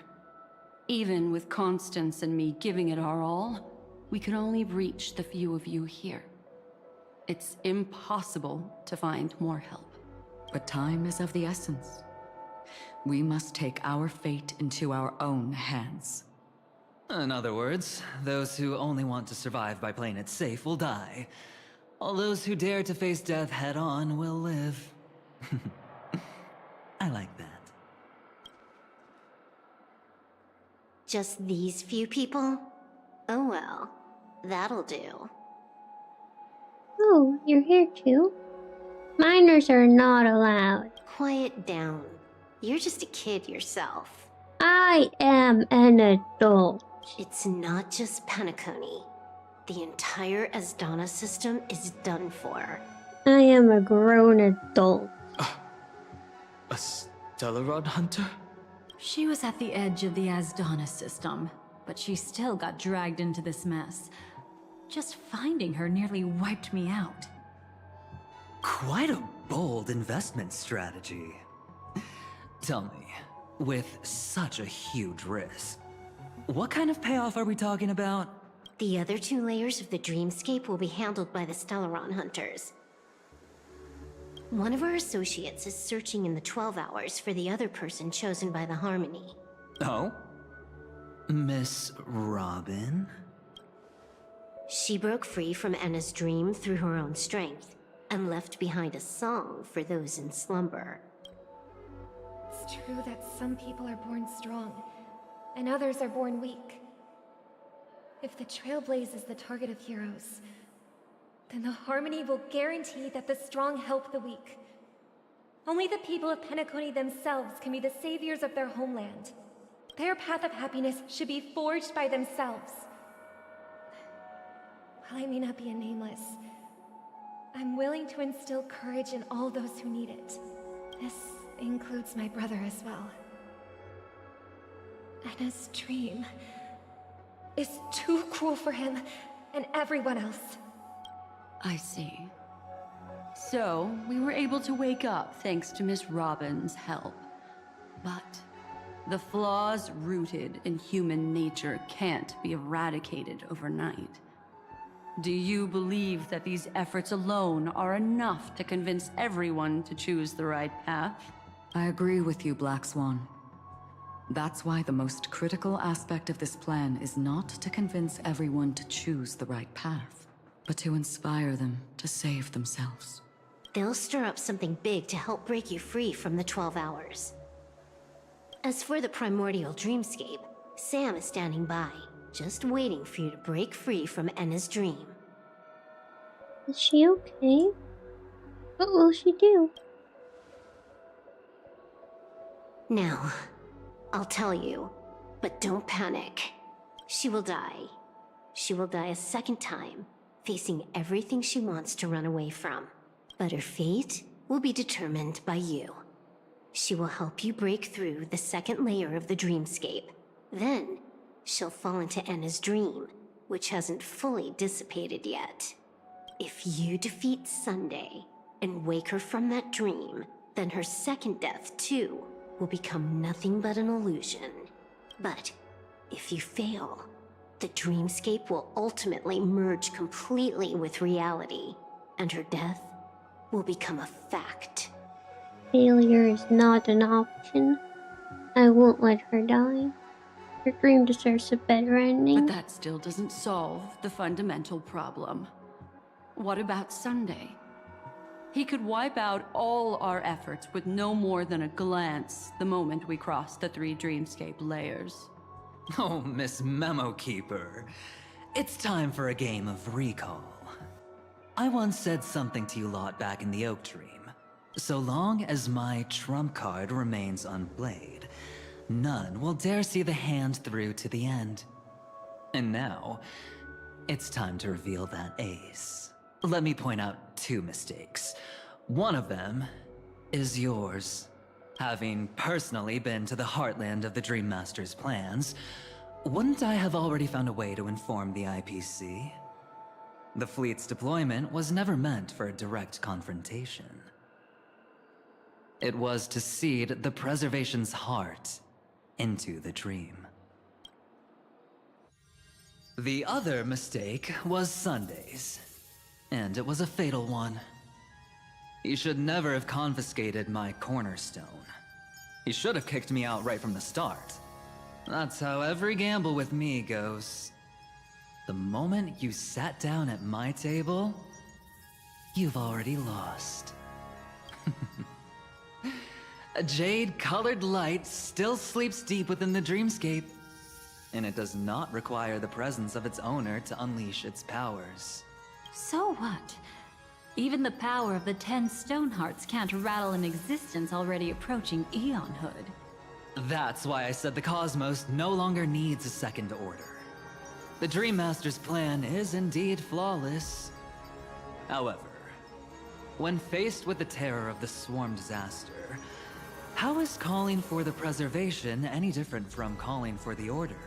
The release of the Cornerstone's powers will absorb the Dreamer's desires and offer them the preservation's promise instead, guiding them to cry out these words. All for the Amber Lord. Is this the IPC's real goal? To completely take back Penacony on a conceptual path level? What, you think I'm also trampling over others' beliefs? Sorry, but that's exactly what the IPC believes in. Don't question your own ruthlessness. All that matters is profit. The new swarm disaster will end the same way as it ended before. The hammer strike will echo throughout Asdana, seizing the Order's powers on the level of paths to launch our counterattack, leaving Sunday powerless to interfere with your actions. But a new Amber Era will not arrive because of that. Today's hammer strike is not the wrath of an eon, but humanity's battle cry of defiance. I'll hold my breath and listen for that moment. Once our plan succeeds, we can strip Sunday of his godhood, but we'll be too drained to join the battle afterward. So... I'll defeat him. I'll wake everyone up. I will get Penacony tomorrow. I will keep trailblazing forward. I will give Penacony tomorrow. Take your time to prepare. Before you head out, may I have a moment alone with you? There's one more thing I need to explain to you.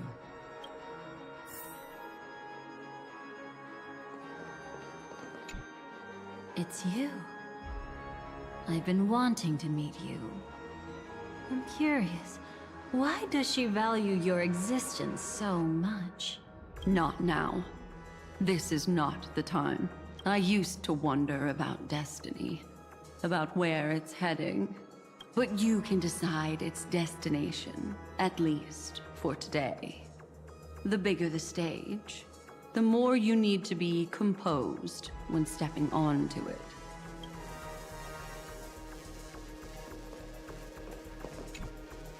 We've always been interested in the Stellaron Hunters. How about we have a chat after all this is over? A chat? You're just after my bounty, aren't you? Stay in your lane. No way I'm just after that. If you're worried about the bounty, how about I add another billion to that number?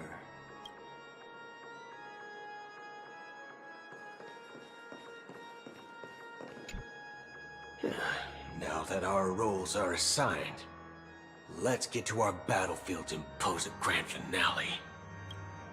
Go. You already know what I want to say. Alright, let's go. This grand festival is drawing to its close. This is the starting point for the ultimate stage of our journey. Just as it marked the beginning of all the stories in Penacony. Are you ready? Head to the final stage. Head to where the story began. Head to the final stage. Very well. Now, please close your eyes. A glimmer of fireflies. A sigh of regret. It is because life dares to slumber that they can awaken. Yeah, let's do it.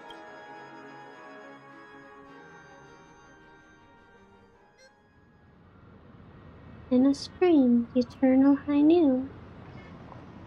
Am I awake? Sorry, Robin. It's just you. I did not wish for you to know this. It's a pity that things have turned out this way. Within the foundation of law, humanity establishes civilization, and through harmony, we obtain order.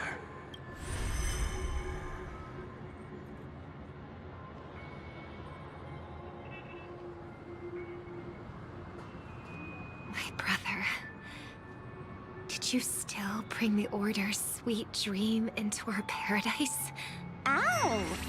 You're still trying to play the family card at this hour? Your brother doesn't exist anymore. As of now, you'd better call them. Enna. Impressive. You really woke up on your own. Let me reiterate. If you've had your fill, it'd be wise to leave before it's too late. The music of the Harmony doesn't tolerate discord. Ow! Then I'll reiterate as well. I've done my part, and now I'm simply waiting for the fireworks to begin. Why don't you just cut to the chase? Time's short, so I'll condense the report. Oh, that even rhymed. I'm so talented. And thank you for the honey tree. A nosy cremator left something on you. She wanted to use it to burn down the illusions you received from the sweet dream, allowing you to wake up from Enna's dream. But it looks like you don't need it anymore. And thank you for the happy. Then, how were you able to reach this place? Well, a fool has thousands of faces. It's gonna take a lot to create a sweet dream that can satisfy me. Both you and I can still stay awake for just a little bit longer. Just a little bit? Honestly, I don't even need to find you. But I am just so kind. I've already killed you once to give you a chance to regain your home field advantage. You're the last festival host awake in Penacony. So, do you want to play a round of roulette? The wager will be the entire planet of festivities. Let's just here for the love of the game. Well, that's why we're here too, aren't we? Stay where you are. What are you trying to do by showing up in front of me? I want you to watch me blow up all of Penacony. Only then can everyone else launch a counterattack and wake up together. Think about it. Your brother is already a god beyond the heavens. You're not even gonna see him unless you rip open the sky. Ever heard of the trolley problem? Make your choice. Do you want everyone to go down together? Or to have Penacony make a small sacrifice? Why should I trust the words of a masked fool? Don't think that I'm just trolling you. My bombs are hidden all over Penacony. They took a really long time to set up, you know.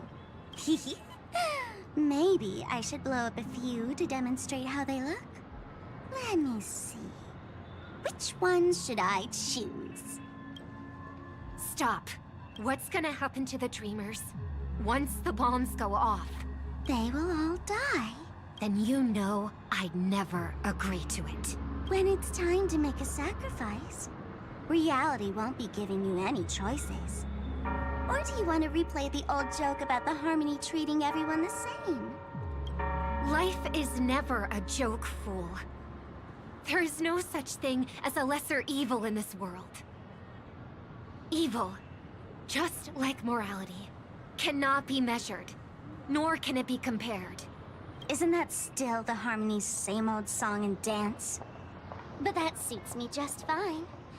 Didn't I already say that this is a round of roulette, not some pyrotechnic show? Or who's your spirit animal of this plan? I mean, I am all for just bombing the whole place. I do support that. Get ready to sing. Be like a bird. If you can make Sheepei hear you, then they definitely won't allow me to blow everyone to... What will you choose now? You can either watch as I blow the entire place up, or you can try to save their lives. Maybe this will be your last ever performance. Last ever performance. You feeling nervous? I know the feeling. You should feel nervous when going up on such a big stage for the first time. I'm okay. I just remembered something. That's all. Oh, it's your first time on the stage? Miss Siobhan, why do you think birds fly? Why are you asking that all of a sudden? That was my response as well the first time I heard that question. It's what my brother asked me before I left Penacony. I keep finding myself thinking about it. I don't know. I fly when it's time to fly, and I stop when I don't want to fly anymore. There's no reason. It seems that your answer is really similar to mine. You've also asked me, why do I sing? I think I can answer both of these questions in one go. The answer wasn't what I initially had in mind. Originally, I wanted to sing because of something specific that I experienced. When do birds fly? They're made like that? Because they will be too slow if they walk. They don't have time to walk. I mean, let's be honest, if we could fly, we would do it over walking too. Because flying is more efficient than walking. The Stellaron fell onto my homeworld when I was young. Everything I knew was instantly destroyed. We didn't even get a chance to react to it. No matter what we did, it was too late. But for some reason, my mother chose to hum a song when she tried to comfort me and my brother. I remember that story. Everyone thought that's why you decided to sing. No. That experience only made me detest singing. I've believed for a long time that songs can't change anything when disasters strike. That music is the most useless thing in this world. I might be extraordinarily talented in singing, and I might feel super happy whenever I sing. But its futility had always made me depressed. Then what changed? I grew up, and I realized that my brother would sometimes hum the same tune as my mother did. And I thought maybe he missed her, but I was too embarrassed to point that out. I tried to comfort him instead. However, his answer to me made me realize what I should be singing for. Obviously, he didn't give me an answer directly, but it got me to think. Maybe some things don't need a reason or meaning at all. Go and do what must be done, fool. It's for the sake of Penacony's future. But I won't let anyone get hurt. Oh, did you just have a flashback? Now I'm even more excited. Let me check one last time. If you were to die, how would you want people to remember your ending? Like a bird, she lived her life, graceful and composed. Now her beak parts slightly with a sigh, as soft as falling feathers. Like it? Drop the sanctimonious mask. Singing only needs one thing, and that's sincerity.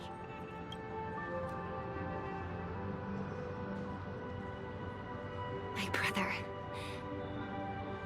Birds born with wings need no reason to soar into the sky.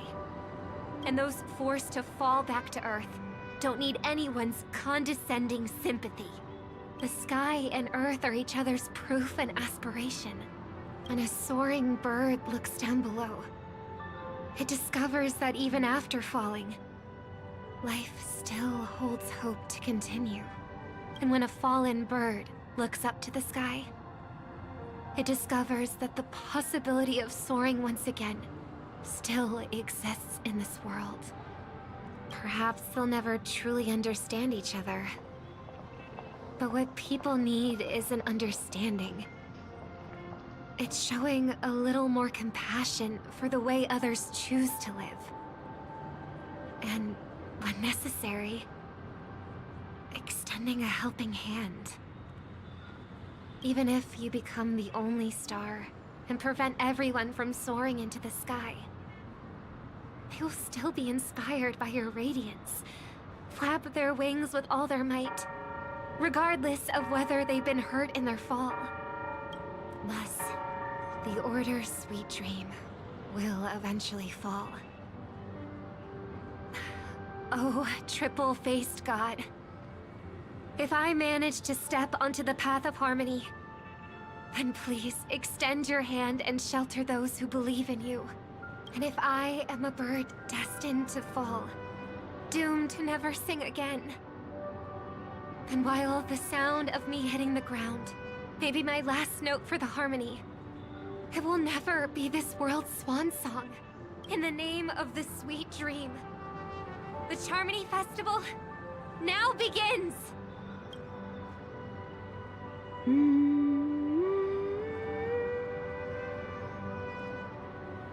Brother, do you miss home? Even if I do, it's too late. But you're singing the song Mom used to sing. Because even if it's too late, we still have the choice to sing whatever we can.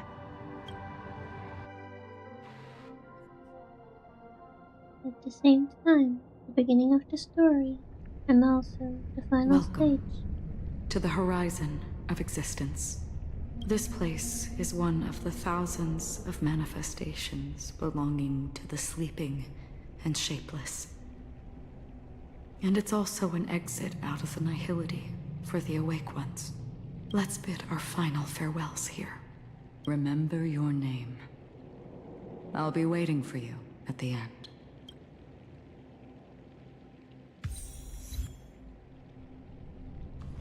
If only people could have each other beyond just memories. I want everything this world has to offer. Or perhaps, I want to find the one existence that can truly please me. I hope that I'll see her again after I die. Then she'll know that I too am only human. And all humans will find happiness in the end. I hope everyone can always reunite with their family, enjoy home-cooked stew, and keep on laughing. One day, those who live will all come to understand how they need to think to create their own happiness. We pull your banner just for fun and got Himeko in 6th floor. You got Himeko! Do you not like the new Himeko? May people embrace each other and offer their most sincere compliments to whoever they meet. I did for trial, and I like for Himeko. Please guide them to witness every sunrise that is yet to come.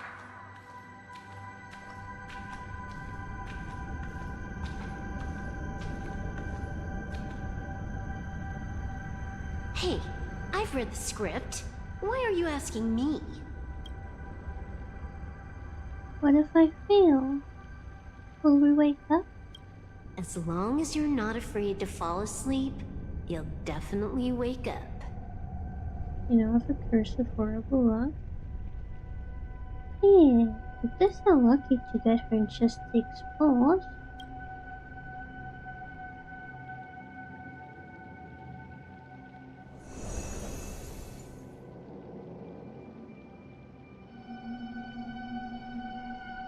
It's not the time to leave your final words yet. We all believe in you. You need to believe in us too. The trailblazing expedition won't end here. We'll wake up together.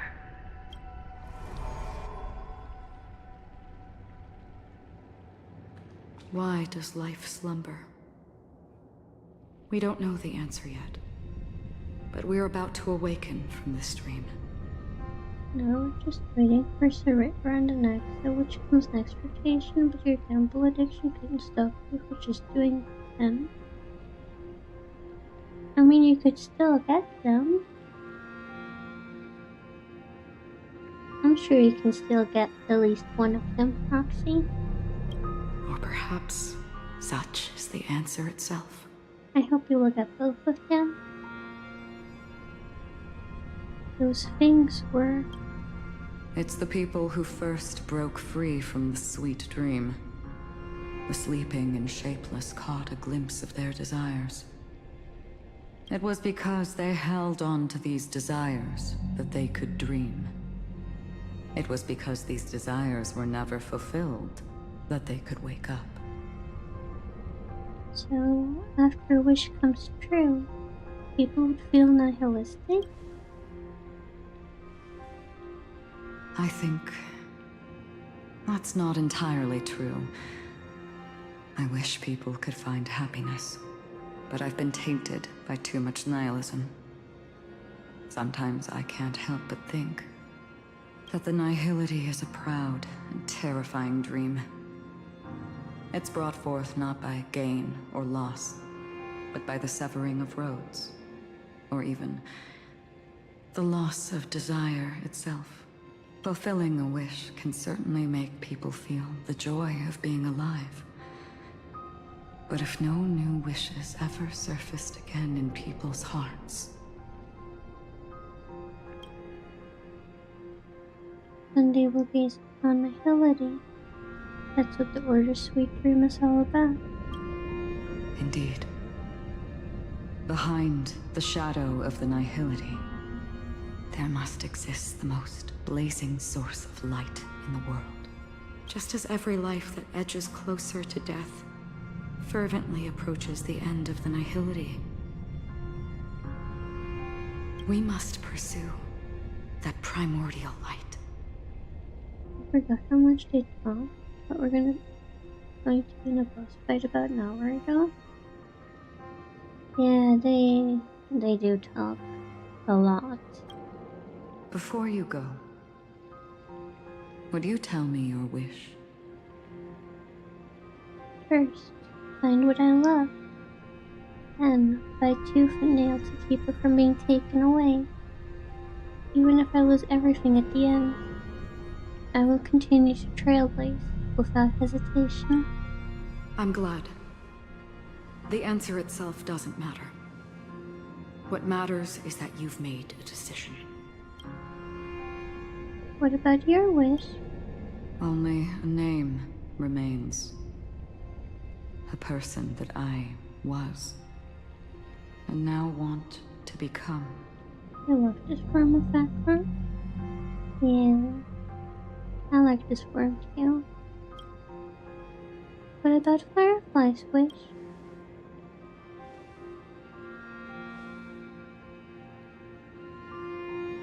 You're looking right at it.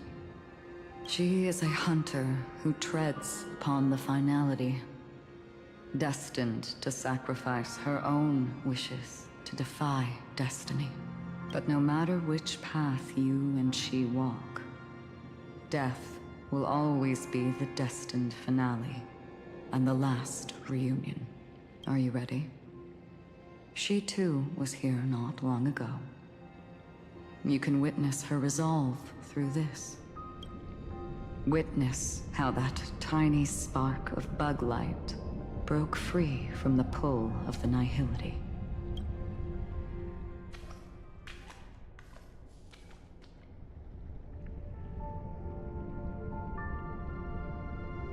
Who were you in the past? The scenery. Am I dead? Really dead? Death is one step away from here. Step over this place, and you will truly embrace death. Or you can turn back. Tell me, who were you in the past? The Moth's Iron Cavalry. And who are you now? A Stellaron hunter. Then who will you become in the future? Just an ordinary girl. Well then, keep walking forward. death would suit you better. Yeah, I love Firefly story. Never! I fought tooth and nail to get where I am today, and this isn't over yet. Even if everything burns to ashes, I won't give up. You should know that's a wish that can never come true. You couldn't become an ordinary girl, even in the last sweet dream. Why do you think that? Entangled in the family's conspiracy, facing the mimetic entity's blades head-on, while challenging the resurrected swarm disaster alone.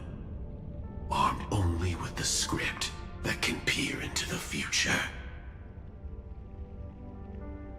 That's more than enough cards stacked against you.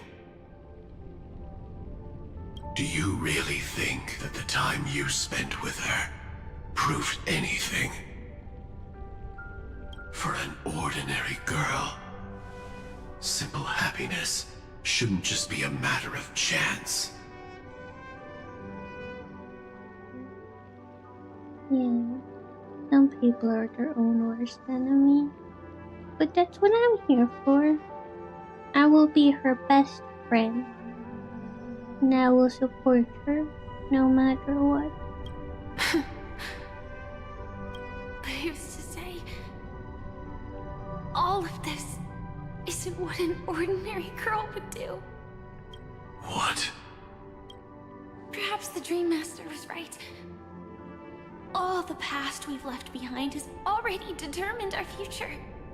Yes, best friend, girlfriend, wife. I will be whatever my darling Firefly needs me to be. All my experiences so far will still make me choose to step into danger when I face it in the future.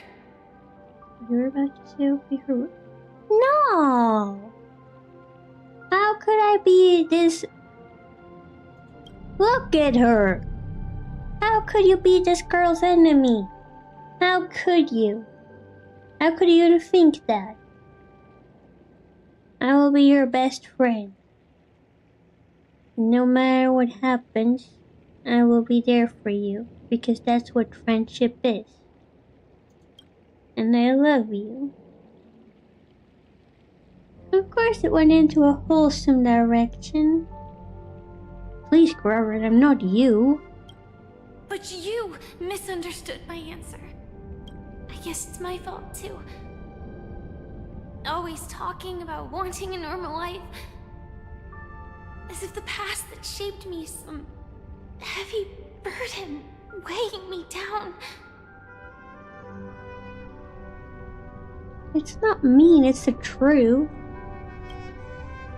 Being a Glamoth's Iron Cavalry and having entropy loss syndrome are more than just scars. They are a past that taught me to cherish, urged me to seek, and showed me how to love. All the things you listed are quite extraordinary indeed, but I believe any ordinary girl would make the same choice I did. When faced with everything I have faced. In the darkest moments, ordinary people never need to feel small.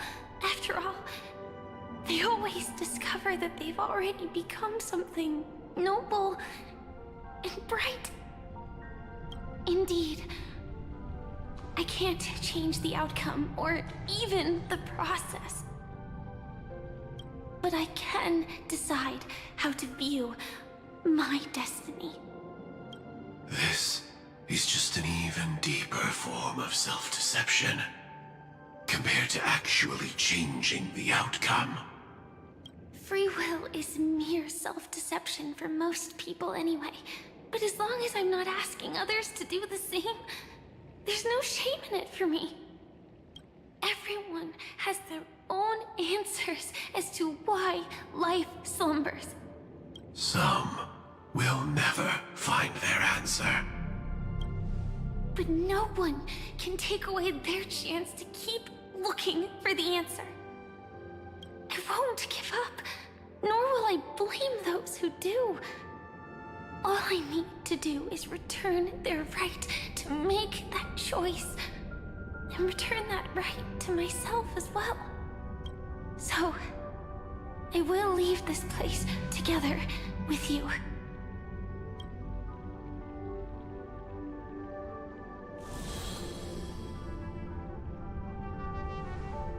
Even if embracing my former strength means speeding towards my death.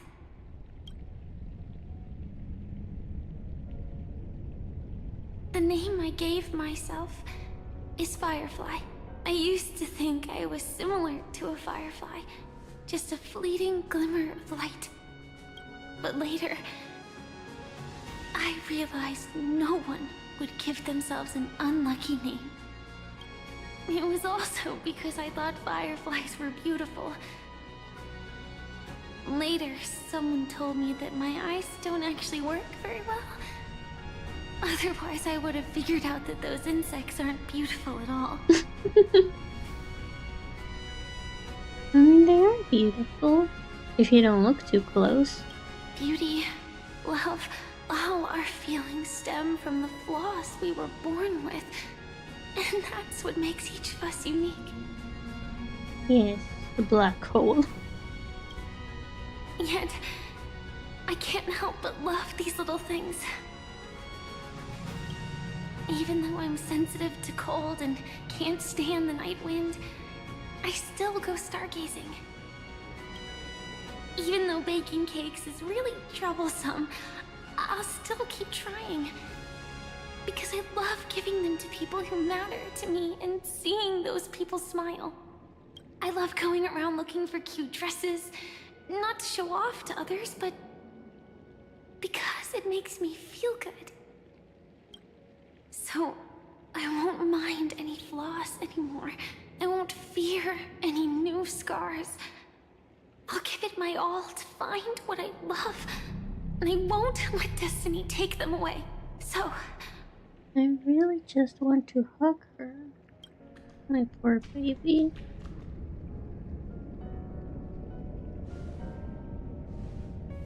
moths don't fly to flames because they yearn for light. It's about going through the flames, igniting yourself and burning with the most intense light. My destiny won't fall into darkness. I will light up everything around me. You definitely did light up my world. My precious Firefly. As long as the clock keeps ticking, death comes for us all eventually. And life has its time, too. If my world always ends up being burned to ashes, then let it burn!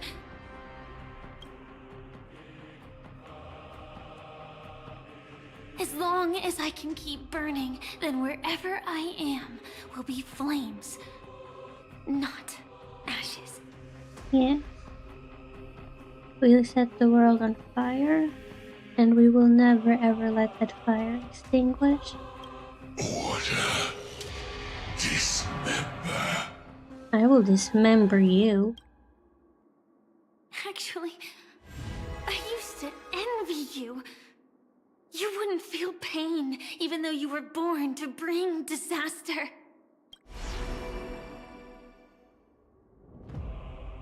But you should be envious of me now. I'm unwilling to face death, nor do I want to keep fighting. But when faced with destiny... Thank you for the hydrate. I will never run away! Yes, running away is for cowards. And she's Firefly, the girl who lit up my world. My dreams were always a scorched earth, where even a single new bud could never bloom. But I will still burn, and keep on burning, until the light rises from the ashes!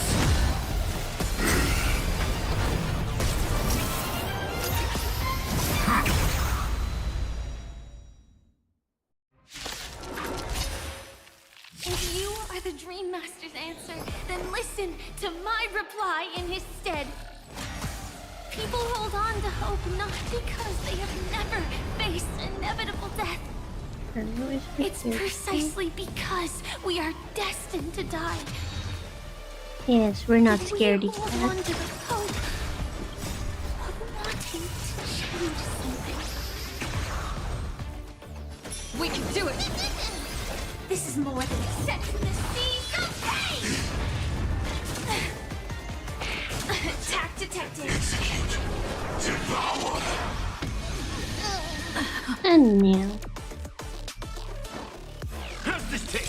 Thank you. I will keep fighting.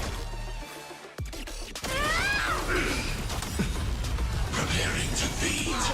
And now. Nice like a good, my friend. Why do we have to?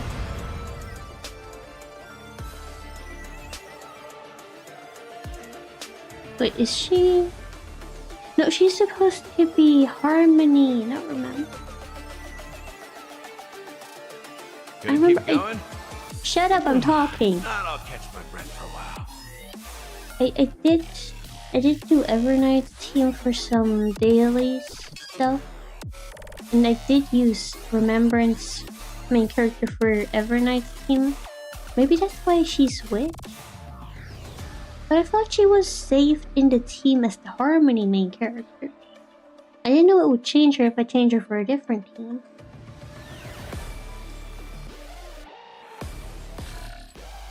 Okay, wait. 9.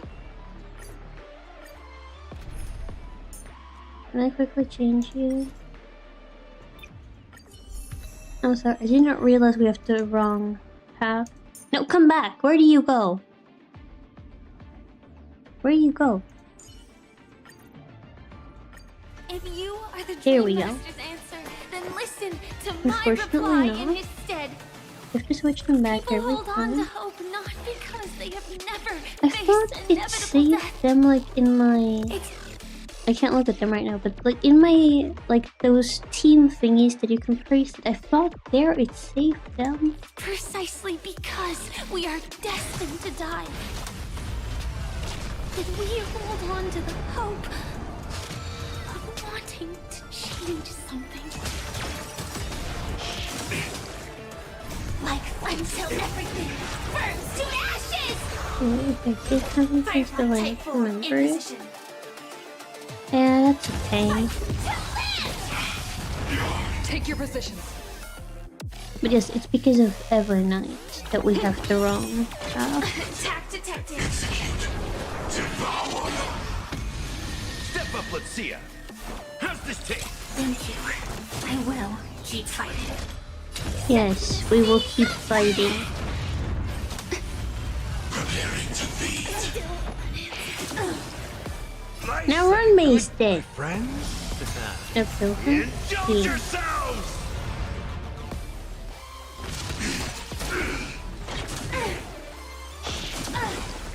Capturing initiating bite. Mutation. This is more fight to live! Adjusting organic biomass. Execute. Devour. Ah dear. Stay a step. Dreams do come true. The mood is set, Jeff. Let the show begin.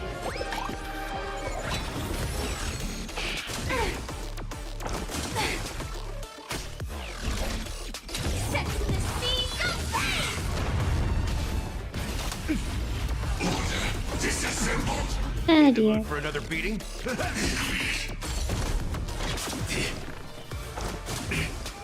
Execute. Devour. Oh dear. Let's improvise. Preparing to feed. And now. In position. Yeah, this is not good.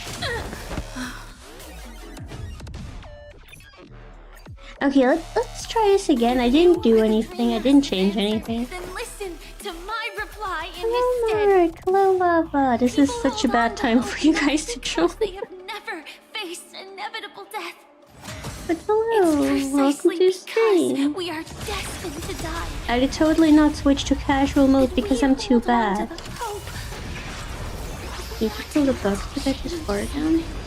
Right, because the bugs explode. Right, you're so smart. Take 4 in position. Fight to live. Take your positions. Dreams do come true. Step up, let's see ya. If I had a flag, do you remember? Is this like a costume against? I thought so, but apparently I'm doing something wrong.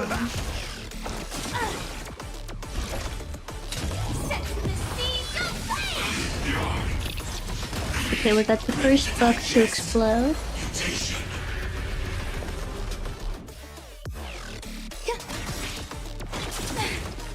Every petal, all will be swept away by the wind. We're gonna be fine.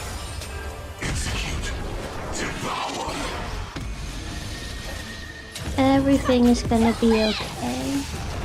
Eventually. Let's improvise. Attack detected. In the mood for another meeting? Let the show begin.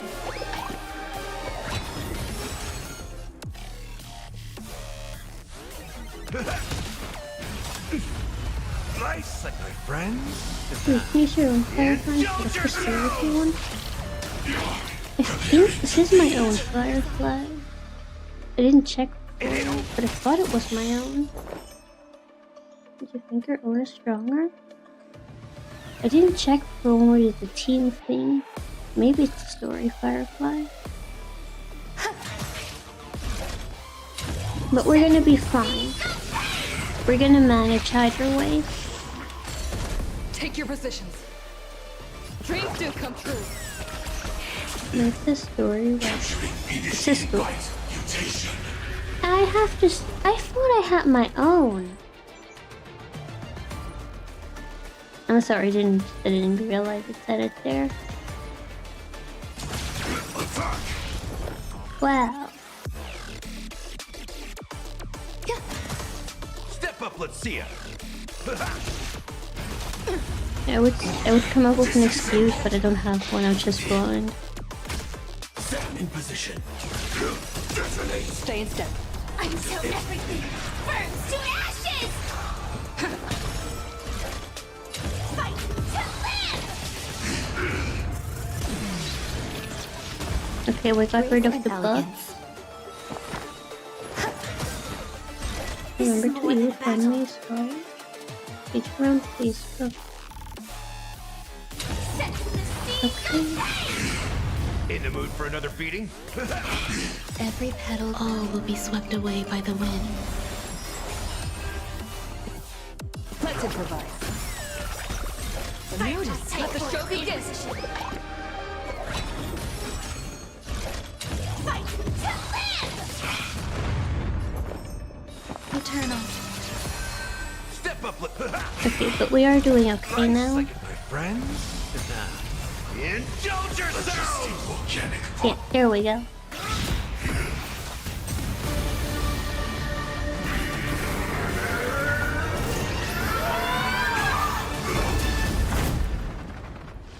I know it's...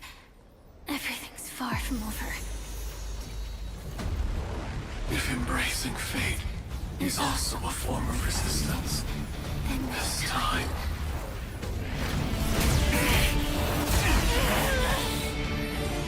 I shall embrace death! I love Firefly so much. To live is to imagine a future version of yourself. But fate is never fair. The choices people make are almost completely dictated by their past.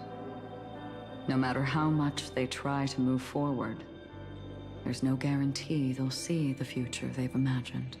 It's the same for every path. The nihility already exists, whether you admit it or not. And nothing can ever completely escape from nihility.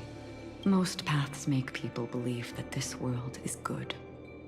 That as long as you are willing to believe, you would gain power because of your belief. But that does not apply to the Nihility. The Nihility is absurd and vast, capturing those who were unwilling to blindly believe, yet are powerless to fight back. You wonder if this is your wallpaper? Hold on, I can take a picture and send it on the Discord for you. I mean, it's a nice picture. I'm not into Acheron that much. Like, I like her, don't get me wrong, but I'm not that into her. But I have taken a screenshot. I will send it on the Discord for those of you who are interested in that, who may desire it. It has nothing to do with good. Be it willing or blind, the way people obtain strength from faith should come from within, not from being forced to bow their heads. Use the profile picture? That too, yeah. This will be a tough journey. Are you still willing to return to the starting point once again? I will always believe in tomorrow. I will keep fighting. I will end this long night. Everyone will be vindicated. I will always believe in tomorrow. In this way, you will reunite in the warmth of the sunlight. May death yet end her last dream. May you guide people back to the waking world. You need more of Acheron? We need more lore. That's true, Acheron doesn't have that much lore so far. In the coming long nights, I'm afraid you will face many setbacks and witness many tragedies.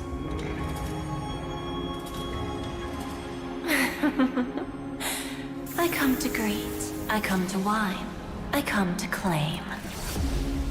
I grant poison for nectar, sow in spring to reap in fall. Await wizened fruit to fill livened boughs. All for the Amber Lord. But when you make a choice, there will be a fleeting red that reappears before you once more in that monochrome world.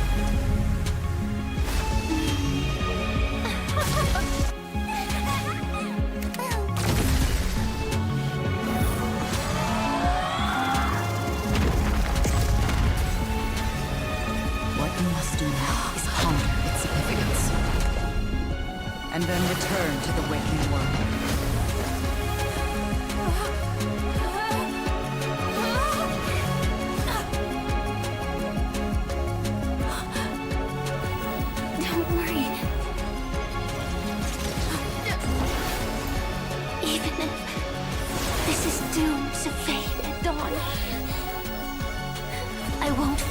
Waking up from this dream.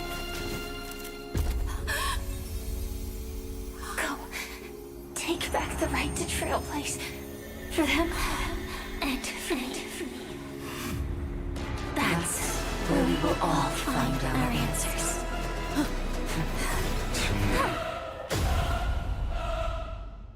Everybody else pulls out a weapon. I have a hat. Mr. Sunday, it's time for you to wake up from your dream. The future of Penacony won't belong to the Order, but will be determined by human will. Yeah, the story's really good. But everybody else has some big-ass weapon. Meanwhile, I'm there with my hat. Like, yes, the power of fashion. The divine power of Enna, actually. I'm sorry, not the power of fashion. The power of Enna. So be it. It wasn't my intention anyway.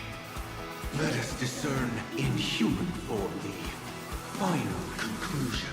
You love fighting Sunday for the millionth time. You remember when I was the second time fighting him and I thought I was done? You remember that?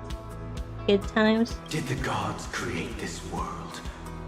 Do the gods love all beings? Oh gods, You only need to hold your tongue here and silently hearken. If I drops giant coins on people so it does something at least. I mean, it does do something, alright. Yes, the power of Shippei. All life shall grow as nature intended, and reach its end. This mortal world should rest in mortal hands. All the work of creation has been completed. The inevitable day has arrived. The embryo of philosophy will reshape for us all of reality.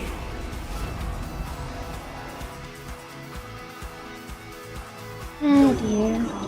Never stand here again. This paradise. I'm not even in the team! By the king of humankind! But that's okay. The order is ultimately flawed. By this decree, it shall be ended. Oh, shut up already. The remembrance is fleeting and impermanent. By this decree, it shall be ended. Why does Sunday love to talk so much? To protect the Sweet Dreams path. The hunt brings only futile misery. By this decree, it shall be ended.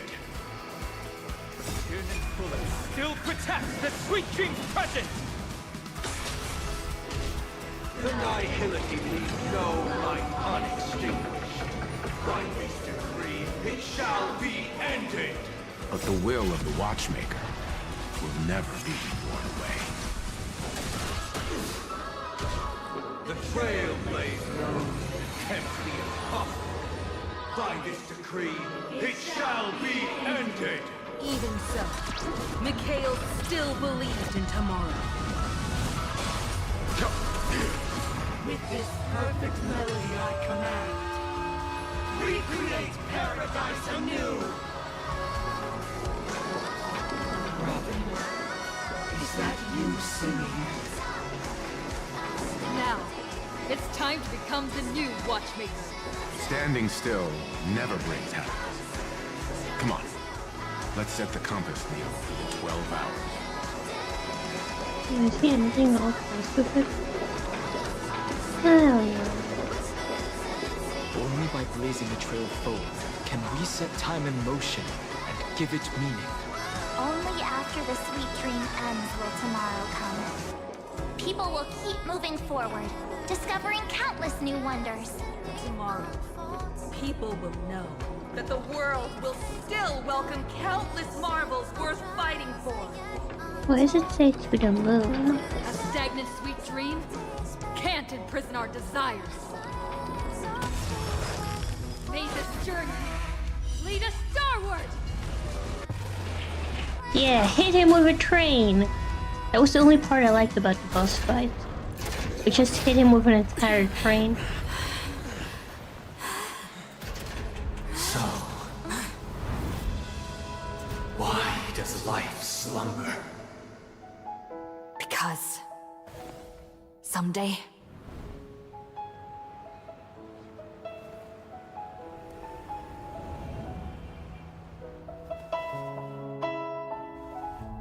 we will wake from our dreams.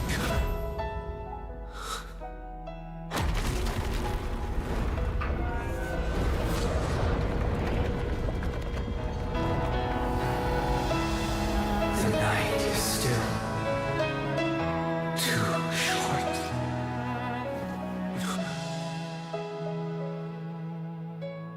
Brother, the dream is over.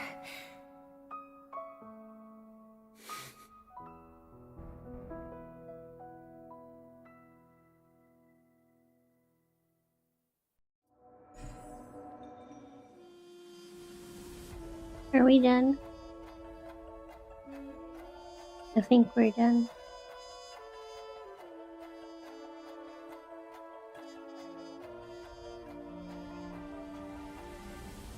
We still don't know who March 7th is. Okay. Firefly Sam, a regular girl. Yes, yes, indeed.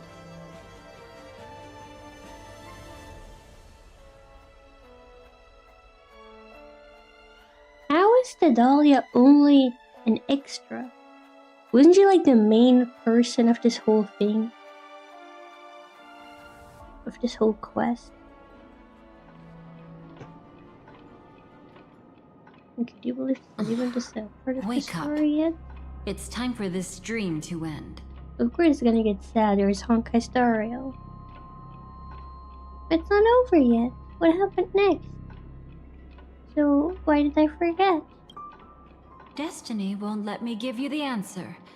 And the true ending is too sad. I'd rather you forget about it. I won't stop here. I will carry even sorrow with me. Well then, I must come clean about my final lie. I never showed you anyone's memories. Not even my own. All you've seen is a script I came across by chance. It recorded everything that had happened. And using its stimulation, you actually managed to enter the memories from your own perspective and remember everything anew. Oh dear. What does that mean? It means you're different. Unique. You've done something no one has ever done before. That doesn't like me. Then again, Sunday dying is not that sad. It's not sad at all. Sunday can die. I don't care. It means this is irrelevant. That is actually very frustrating. Even though your memories were cremated to ashes, you were able to recall them once more, treasuring them once again in your heart. The Stellaron Hunters say you are the one who can turn the wheels of time and give it meaning. That you are the one who can alter destiny and make whole what is incomplete. Come, I want to show you something. That's how all of this started too. Elio?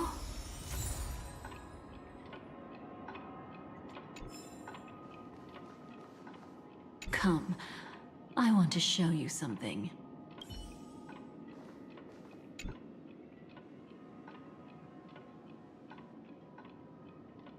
This is what I promised to give you. The truth about the finality. That's why you hate the story since it is irrelevant? No. Me too, nothing. Yeah. But at least we're done now. Or we're almost done now. This cat is not Elio, but a strand of Terminus's divine corpus. Terminus? A strand? Huh? The Stellaron Hunters described this scene to me. Something I've never seen myself. When Terminus ascends to godhood once more, they will manifest their 1,000-armed divine form and proclaim, "Now I am become finality, lifting the wheel of time, the destroyer of worlds." Then, Terminus turned into a pack of black cats, distributing every ounce of their divine power between those creatures. The cats shall depart from the end of the world, going against the river of time till the moment of the universe's birth. I'm pretty sure it's not quite true. It's just that the main character can create and change stuff in reality. I mean, some parts of it were what happened in Penacony in the quest, so I don't know. This is all pretty exhausting. What you see is one of those cats. As for Elio, he is an even more special existence. Only the Stellaron Hunters know his true identity. But I did like the cutscenes. They need to be this long for something so pointless. I mean, at least the cutscenes were nice.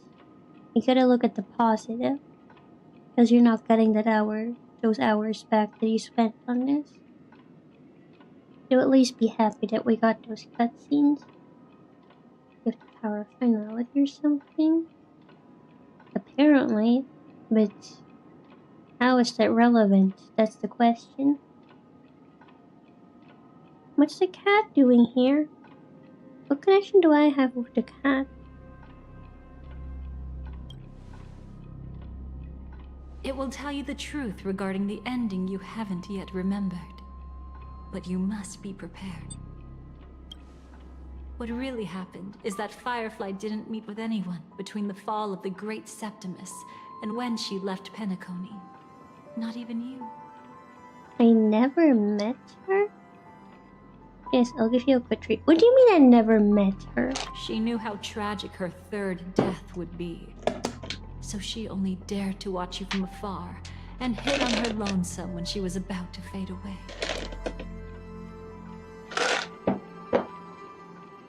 Okay.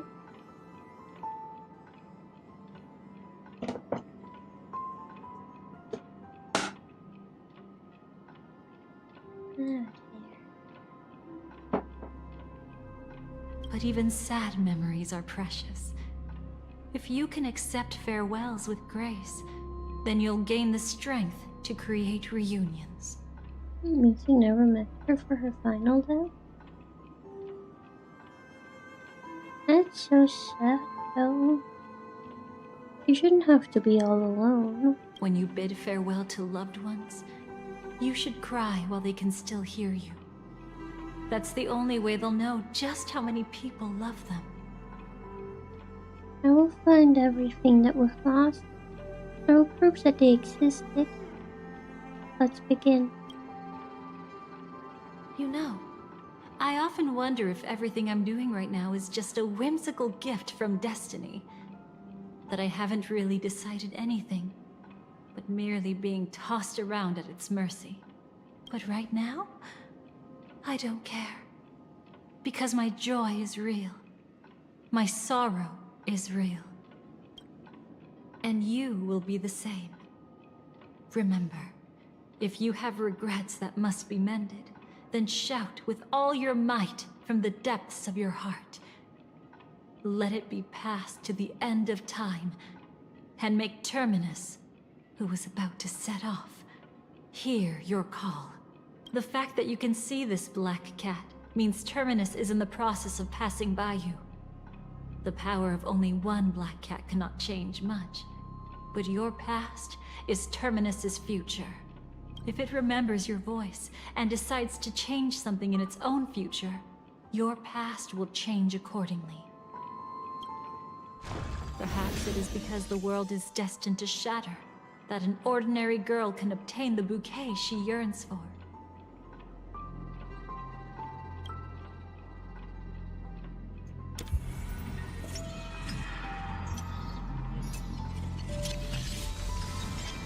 Go forth and deliver that bouquet with your own hands, so that no one will be left with regrets.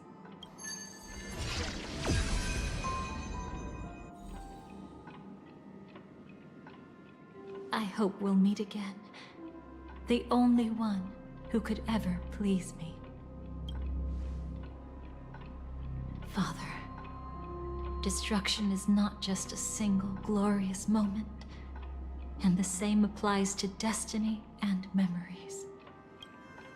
Only by enkindling the winter wilderness with flames that cross the sky can we make the indestructible manifest once more. This is the experience from cultivators who had remade the world, and the wondrous creations from those who painted the world. Sitting among the embers, they drew the morning star, knowing best that only in times of extreme hunger do the stars begin to turn. Why does life slumber? You will eventually find your own answer. Life slumbers because it's exhausted.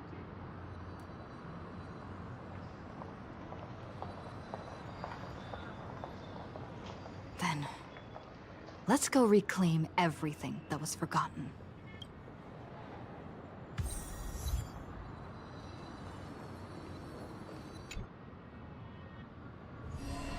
Creating a brand new path. That's truly astonishing. You must have some ideas as his sister, right? If he really managed to do it, what kind of path would that be? I think it must have been a battle between different kinds of the Trailblaze. However, my brother came to the wrong conclusion. His original aspiration was similar to the Trailblaze, yet the road he walked was one named the Domination, or the Conquest. Even if someone wishes for everyone's happiness, that's still a selfish wish. There will always be those who don't want to be saved, who want to save themselves. Do you also think that there shouldn't be any god in this world? No. Even a god who does nothing can at least give people something to believe in and find comfort in.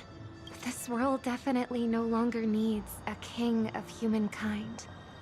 That's why I believe my brother will come to understand all of this one day as well. He made mistakes, but he was stopped. I don't want him to spend the rest of his life in prison. I want him to also have a chance to save himself. No wonder you came looking for me. Yes. I want to make a deal with you.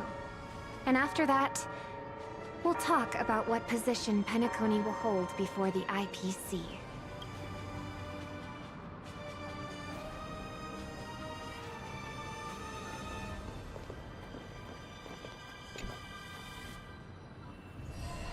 You arrogant gambler.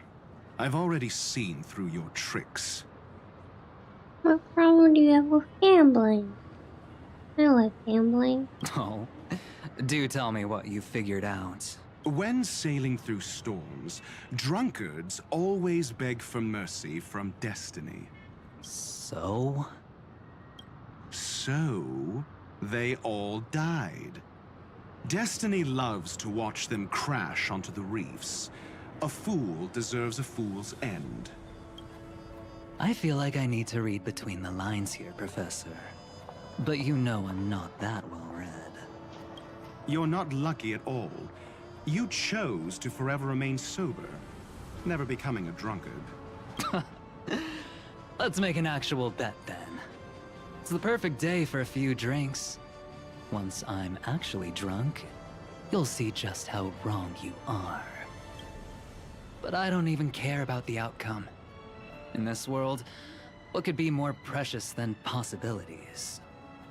Gambling is not a bad thing to do at all. You lose no money if you win. Exactly, you just have to win.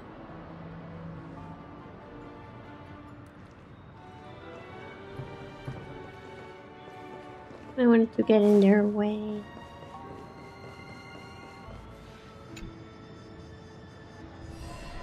Burnt. Yes. Just like with Mr. Aventurine back then. Nihility infected the dreamscape the moment you drew your blade. Thankfully, this is the world within the dreamscape. Constance took all the knot upon herself and burnt it away completely. Perhaps she won't be able to fully recover for a long time. I'm very sorry. Don't be. She's got other pressing matters right now. That's why she asked me to meet you. She really wants to thank you. She's betrayed too many people, facing death threats from Avengers at every moment. She used to delight in dancing with death, but at the moment she burned away the nihility, she said she was blooming. She said that, for the first time, she felt the joy of being alive. Come to think of it, people all believe that the Dahlia's floriography means betrayal. But on the planet where it was first discovered, the locals saw it as a symbol of life and prosperity.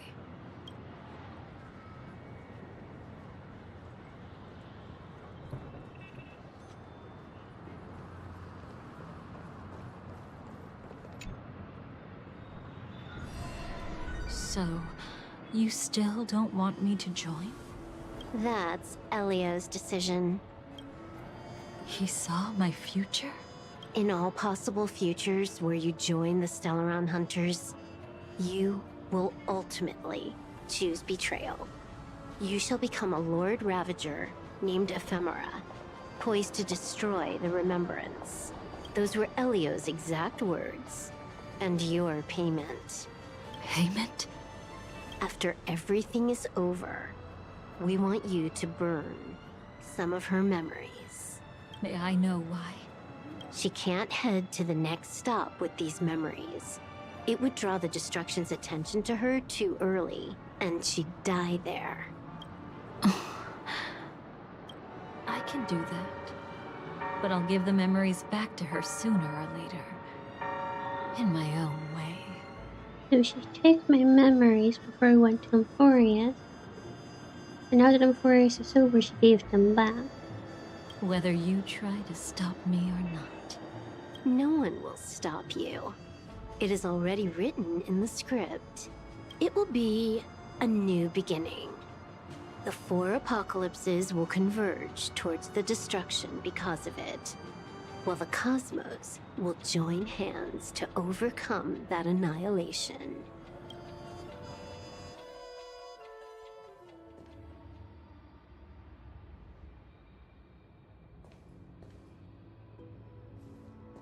But where's Firefly? I haven't seen her anywhere.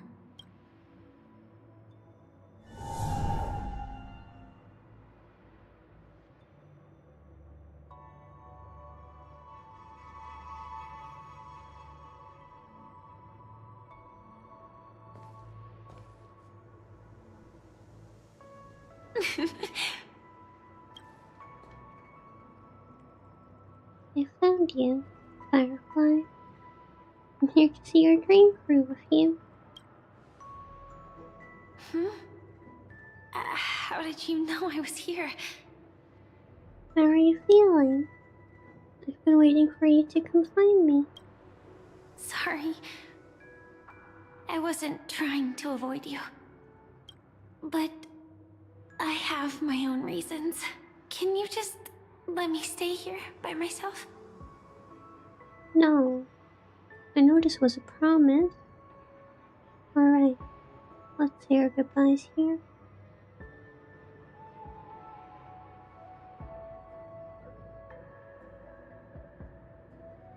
No. I know this was a promise. How did you know about the promise? I never mentioned it. Destiny works in mysterious ways. Don't underestimate my intel network. I don't think I've mentioned it, but I wrote down everything I wanted to do in my journal before coming here. I'm staying here because I want to fulfill the last wish written in it. I've been quietly following you and watching you from afar for a while, but I still didn't want to disturb you. I hope your dreams begin with a smile and end with one too. You could never disturb me, silly. What's your last wish? Where do you want to go now? To see the fireworks, of course. I heard there's this huge airship in Penacony where you can get an absolutely photo-worthy view of the fireworks. So, let's go watch the fireworks.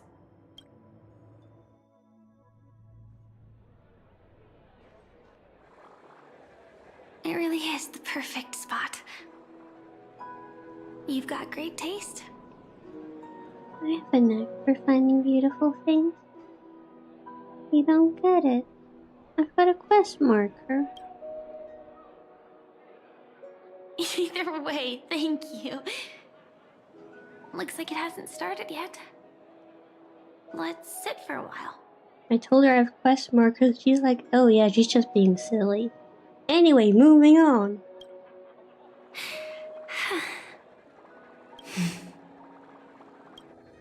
I wonder whether everyone feels speechless at times like this. Don't mind me, I'm just taking pictures. Don't mind me at all. Nervous? Can't think of what to say? Maybe it's neither. There's a saying that I always liked. When it comes to someone we want to meet, we always imagine the scene before it happens. Imagine the words we'll say that would make them smile. Slowly but surely, all the things we want to say would have already been said before we even met the person. And when we finally meet again, we realize they're even more beautiful than anything we could have imagined. Yet, at that moment, we find ourselves at a loss for words to express just how amazing they really are. I want to know our story from the past. Why do you care so much about me? I'm sorry, but I can't tell you. Elio told me that it would lead to a terrible future. If I say even a few words more, you'll die at the next stop.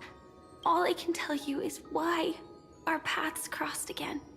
Long ago, you promised me that if I could dream, then you would make it a beautiful daydream. But I've forgotten everything. Am I still the person you once knew? Indeed, what the girl once cherished dearly was her appearance that, if not lost, had changed. Yet her smile never faded, just like when she faced destiny. What matters isn't how they've changed, but that you still hold those same genuine feelings for them.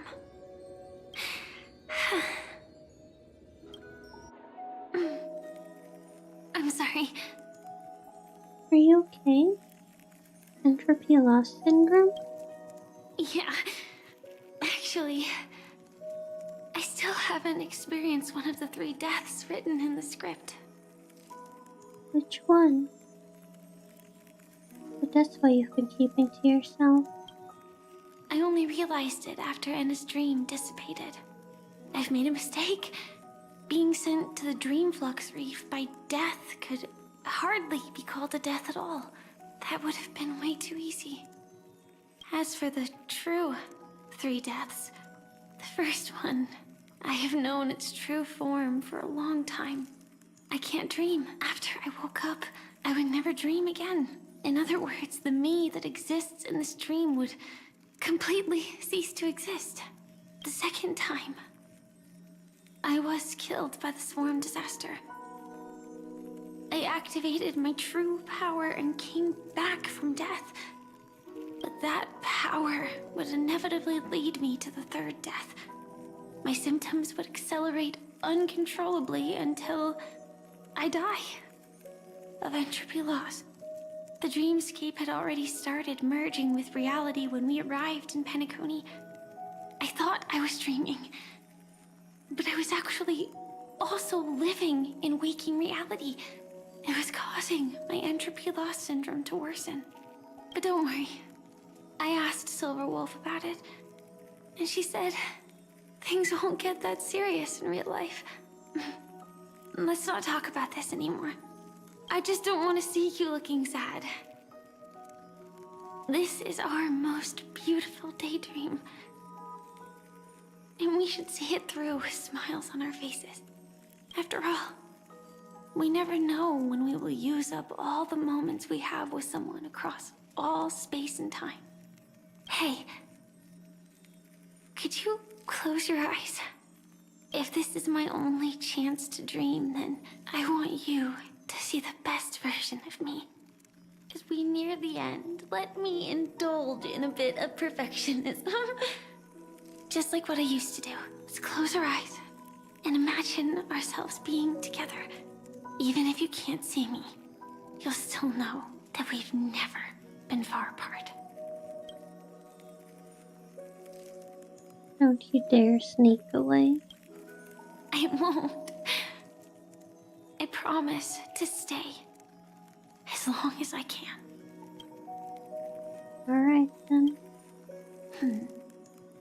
Let me think. Where should we start? Right. We should start where everything began, of course. Right at that golden hour. When you came to save me. That being said, we could also pretend we're strangers who just happened to meet there. It's her school outfit.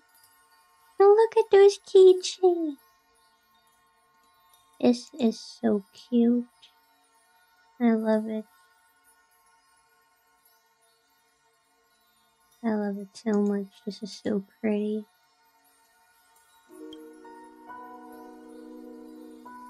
Me, I'm a student traveling to the golden hour.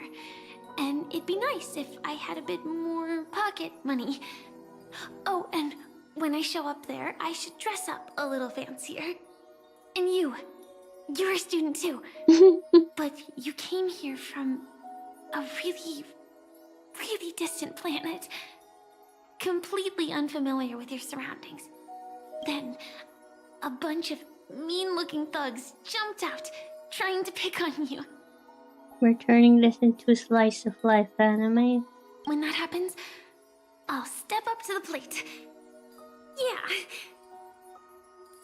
Let me be the one to save you this time.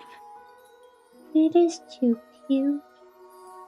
We can't beat them. Let's run away together. Don't worry about me. I don't want you getting hurt because of me. Why don't we team up and fight them together? Let's team up and fight them together. No worries. That's exactly what I'm going to do. The result doesn't matter. And even the process isn't important. What matters is how we take part in this journey. And how we choose to view it. Yeah, it's a rom-com now. So, grant me one more wish. Remember how I held you and flew into the sky when we fought against Enna's dream? Back then, I wasn't sure if I would ever wake up again, but I was happy. We were standing shoulder to shoulder once again, fighting against things that we believed were wrong, and we'd do anything for each other. Still, I have a tiny, selfish wish. I know you won't forget this moment, but when you look back on it, I want it to feel lighter. Maybe there were no enemies at all. It was all just a prank. And when I carried you up into the heavens, what we saw there wasn't the terrifying swarm, but rather the fireworks that I never got to see. You'll be able to see the fireworks. I'll remember you just the way you want me to. You've already seen it, you dummy.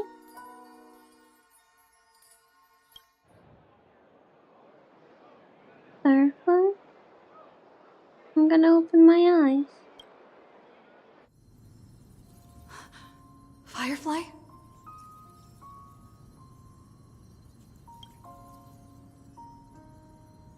I love this girl, but why is she gonna hurt me like this? Why you hurt me like this?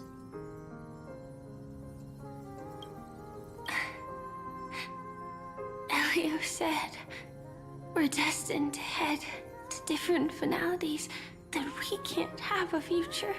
But I want you in my future. That's why you told me that you'll give me a daydream more beautiful than any ending could ever be. I'm looking forward to it. But can we really not step over the ending together? We can. I'm not scared of death, but please don't let me die alone. I would never let you die alone. They say you're destined to to bring about the finality. But I believe you'll be there. You definitely will. Only you can know it. And only you can decide.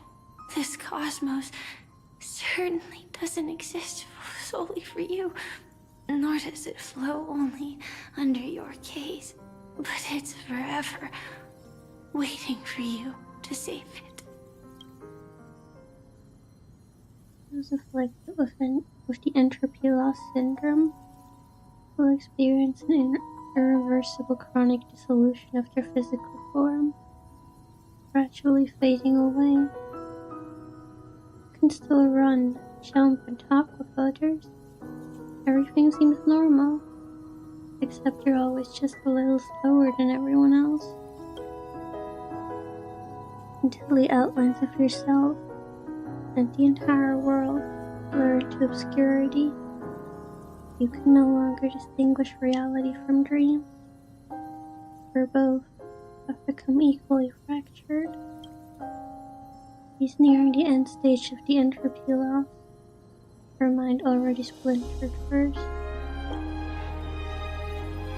And as she gradually forgot everything, the story of you was the last to fade. Even so, I'll still be the last thing you forget. The dissolution is not yet over, and in this very instant, her mind holds only one name and one wish. Fireworks. No. While she might still be able to see it. Hold her hand and fulfill her wish. The result doesn't matter. And even the process isn't important. What matters is how we take part in this journey. And how we choose to view it. I'll do everything I promised you.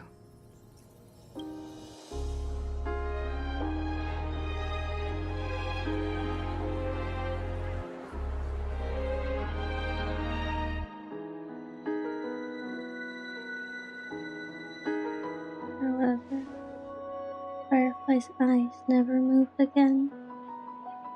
Every spark of life in her eyes is already gone. Am I still one step too late?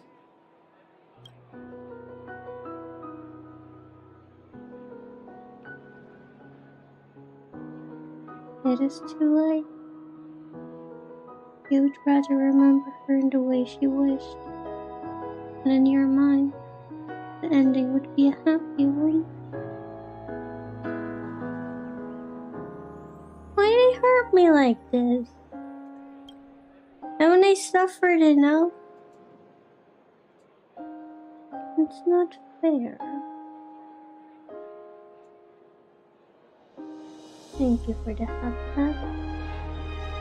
Also, hello, welcome to the stream. Hope you're doing well. It is a heartbreaking story. I wanted to have a truly romantic ending, like none that has come before.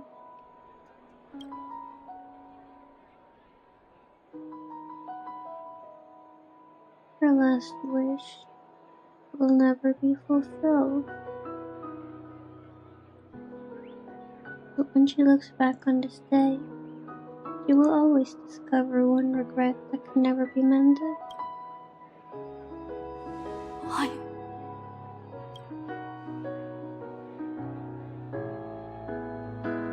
The crowd buzzes with excitement, and the fireworks are about to light up the sky.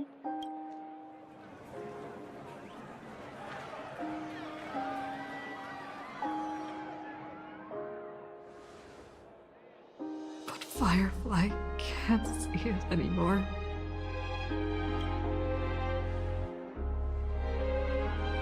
And the song comes on the wind.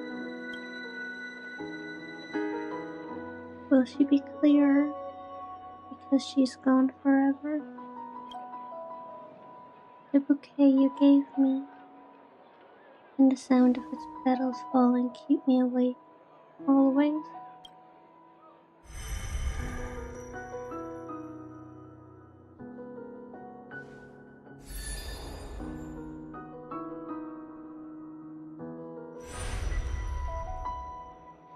No. It's not beyond saving. I can change the course of destiny and make up for what's missing.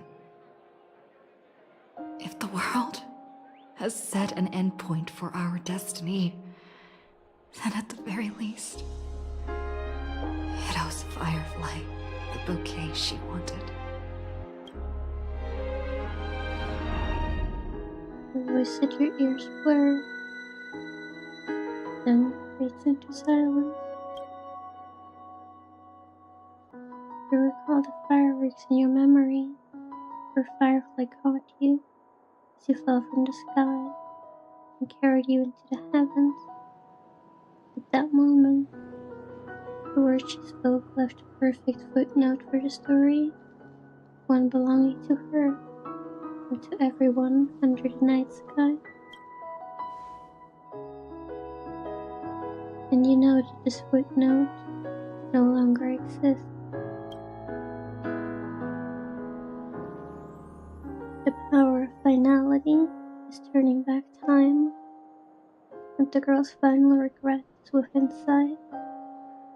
A beautiful daydream. The moment to fulfill that promise has come. You can, you will, you must make it a reality.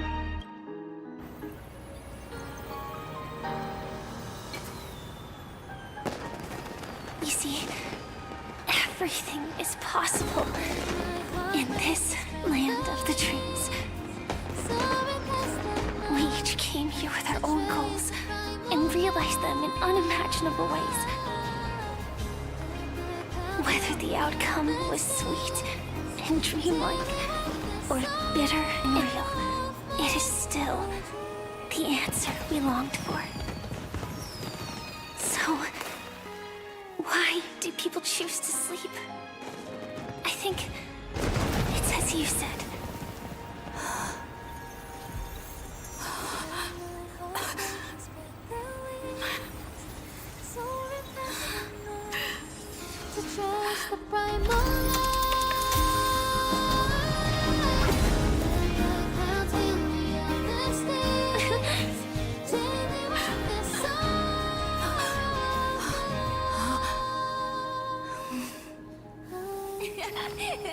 So when tomorrow comes, we'll wake from our dreams, smiling.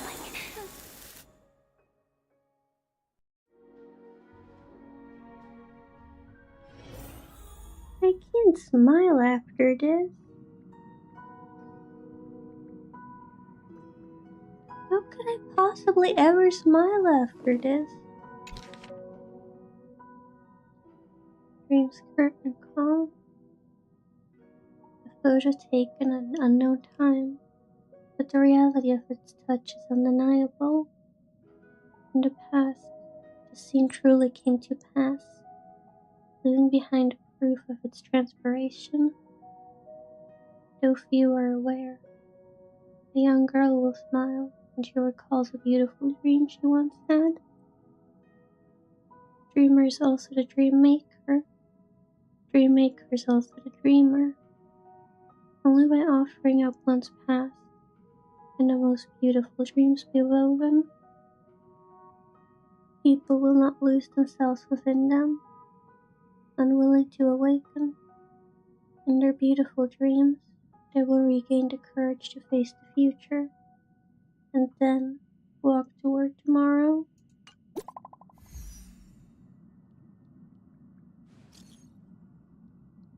She's awake? Is she okay?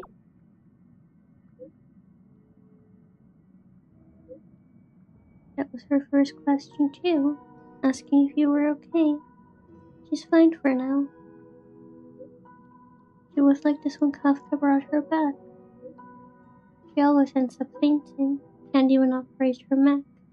It's a real pain. but the treatment's going good. Don't worry. Can I talk to her? When might we be able to meet again?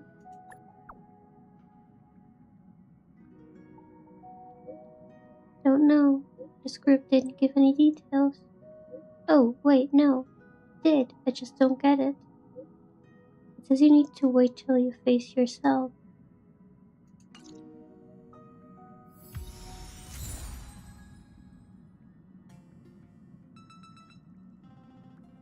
You're tough. You didn't cry a single tear.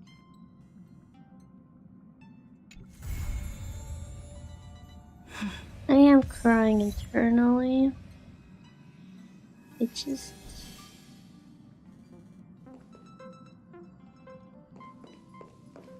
I don't cry that much.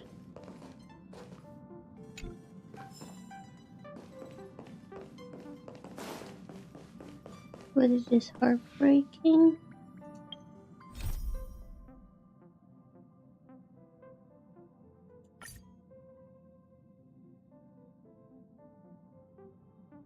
We don't need a recap. Everyone, you know the drill. Time to depart for our next stop. Meet in the parlor car? Hold on, a guest has arrived. Come to the party car. Yumiko's looking for you. A guest? Wonder who it could be. Yes, we're done with 3.x. Time for 4.x. Next story quest is the new planet. Yeah, new planet. It's That's Jade. my proposal. There's no harm in giving it some thought. I understand. But the Express's voyages are meant to extend the Silver Rail. That won't change. But the cosmic situation will. The Legion's threat looms over the universe, and no one can avoid it. Isn't that why you started the trailblazing journey? To connect? When it comes to the Express's course, I can't make any decisions on my own. Madam Jade, your olive branch should be extended to everyone. Greetings, nameless ones. Deliverer of Emphorius. I'm here to celebrate our victory before the Express makes its warp jump, and lay the groundwork for a long-term partnership. On behalf of the Strategic Investment Department, and in the name of Diamond, I hereby invite all of you to Astropolis to discuss our alliance. The average travel shows bubbles on the Express after beating Aquarius. A little bit of floor about. The bubbles? What bubbles? We're jumping into investments this early? Might as well think of it as a gift. A celebration feast for allies. And a well-deserved vacation. Where's this Astropolis?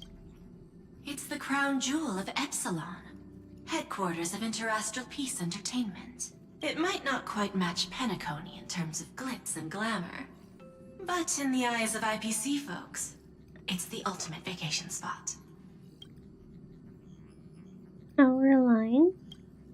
Defeating Iron Tomb is, of course, a feat worthy of being recorded in the history books. It's something that belongs to the cosmos, and even more so to the Nameless. But you and I both know this is just the beginning. To eliminate the threat of the destruction, all forces must still unite as one. To this end, the Preservation hopes to join hands with the Erudition and the Hunt to establish an anti-destruction alliance, bringing together all forces that can be rallied to the cause. It's just a little bit of lore about what the characters did after beating Artyom. It is voice acted though. Okay, we will go check them in a moment. I'm glad to see the Astral Express is on the list.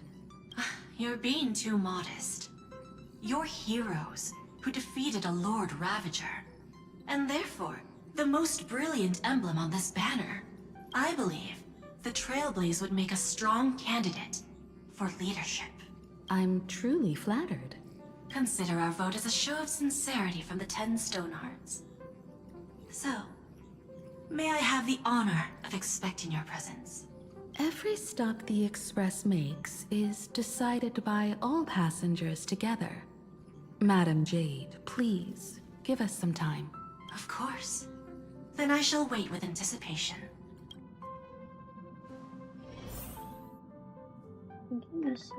There are bubbles to interact with.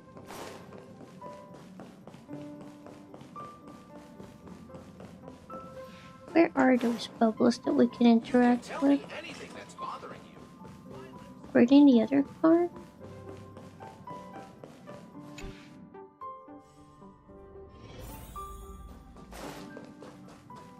Oh, this bubble. Some system hours ago. You mean you just waved a probe around in deep space and found our pal and Don Hung? That little thing's really that impressive, Ninja Girl? Ninja Girl? We haven't met her yet. Who is that? This is a ninja tech device, blessed by the Great One. It senses the ultra-low frequency electric waves of the human body. Oh, that's a whole lot of pretty wubba-boo. But, since we found him, let's drop the act. You played it well. But who do you think you are? Brother Hanu? Thinking you could pass as a Galaxy Ranger? That's from Penacony? I think it said so. We haven't done the side quests yet. We have a lot of side quests we have to do. So it makes sense that we haven't met her yet. Lord Cowboy Ninja, you have turned on me for no reason. Don't tell me the traitorous monkey ninja bewitched you. Are you walking the path of heretics now? Enough. My name is Silver Gun Shura. Ugh. This is why I hate putting over-the-top characters into the script. You and this mysterious ninja girl. Both of you are impossible to play. Director Sparkle doesn't care for madmen. Cut the chatter. What's your real reason for being here? Come on. What bad intentions could a masked fool possibly have? Just here to watch a show. Shuffle a few cards. My two prized actors were drifting through space for ages, and you all couldn't find them. What choice did I have but to come myself? Otherwise, who's going to share the stage with me? You don't even care about the Iron Tomb disaster threatening the whole universe. It seems the fool's wisdom isn't all that deep. Ranger, don't think waving some righteous flag gives you the right to throw sidelong jabs. And don't act like you've got no motives of your own. You're hoping this war involving the gods might be the key to freeing that broken-legged wolf. Who else knows about that? Just me. Do you believe it? Relax. I'm not interested in disturbing that living legend. I just couldn't resist messing with you when I saw you come back empty-handed. You little... Fine. Since you saved our pal and Don Hong, get out of here. But remember what you said. Leave the boss alone, or else. You don't have to worry at all. In Director Sparkle's next script, gray hair gets the spotlight. Okay.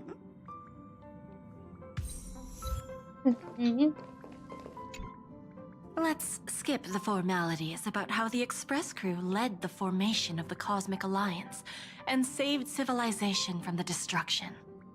The broken-legged wolf is the leader of the Galaxy Rangers? Oh, I see. Thank you for explaining. Thanks to the Express crew's support, our operations stayed on course, even under the relentless pressure from the Marketing Development Department. Miss Himiko, the Strategic Investment Department extends its deepest thanks. Your department's contributions during the crisis did not go unnoticed. But besides disaster relief and holding the line, you've had your hands full with something else too, haven't you? Indeed. The Cosmic Alliance's victory this time has revealed something truly precious. A glimpse of what united civilizations can accomplish in the face of destruction. Our department is summarizing key lessons from this campaign. If another crisis of this scale appears on the horizon, we intend to have a system ready to respond. If the IPC can take the lead in establishing a true frontline against the destruction, it will bring hope to every civilization. Of course. That still hinges on continued support from the Astral Express. Once the Iron Tomb matter is settled, we will be in touch again, Miss Himiko.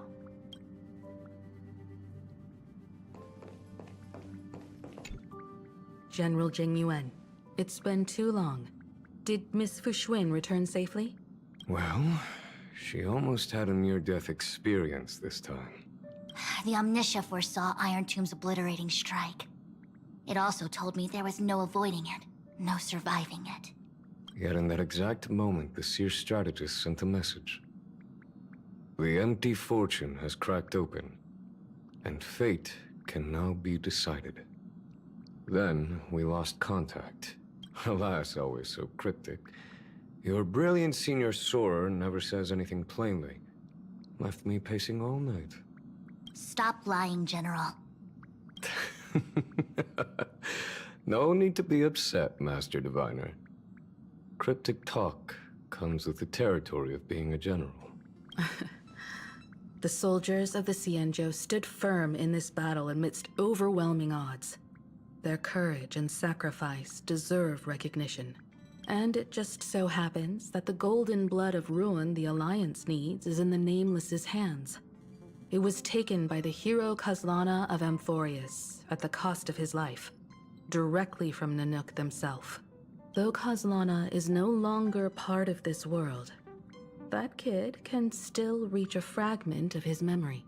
Perhaps Kazlana would be willing to entrust the golden blood to an ally who went to great lengths for Amphorius.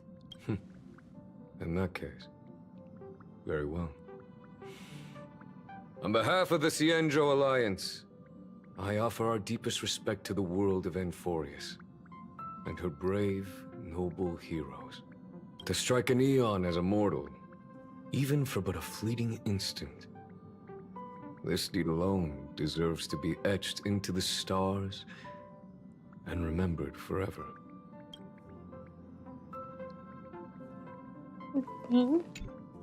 Mr. Boothill, it's a relief to see you alive and well after all that bloodshed. How many of those memory bubbles are there? Born tough. Though, I ought to apologize to you, Miss Himiko, for missing the Express's signal earlier. The soldiers of both the IPC and the Xianzhou saw the way you all fought on the front lines. Please accept my sincere thanks for the bravery the Rangers showed. No need for thanks, Miss Himiko. I ain't the leader of the pack, didn't bring many along. Most of those who showed up for this fight have a personal score to settle with the destruction. That's why they fought like they had nothing to lose. You're pretty sure it's probably like one left. There's not that many. Okay. Hello, Black Belt Chain. Welcome to the stream. Hope you're doing well. It's just smaller stuff. I see. The Express crew owes you and Miss Rappa a special thanks for retrieving her and Don Hung after the battle. With the scepter put out of commission, there was a lot of chaos across the Amphorius segmentum. Even with signal tracking, finding them was no simple task. Maybe her ninjutsu really is the real deal. Speaking of which, where is Miss Rappa? Don't worry, she's gone to help the other Rangers. I'll pass on the Astral Express's message to her.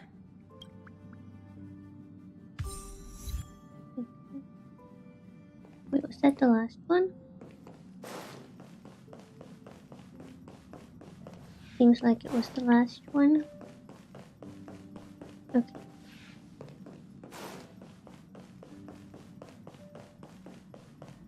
These. Actually, I think we're going to continue with this next time. But before we end,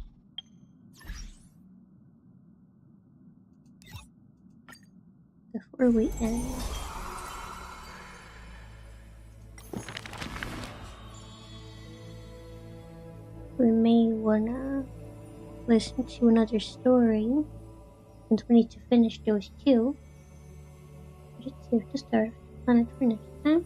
Yeah, we'll do that. Okay, we just finished first, I think. Yes.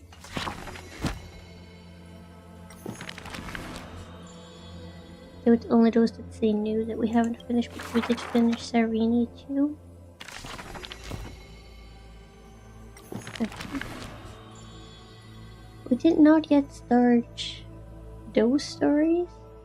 I think all the others we already started. So I don't think I'm not sure we started hers or not.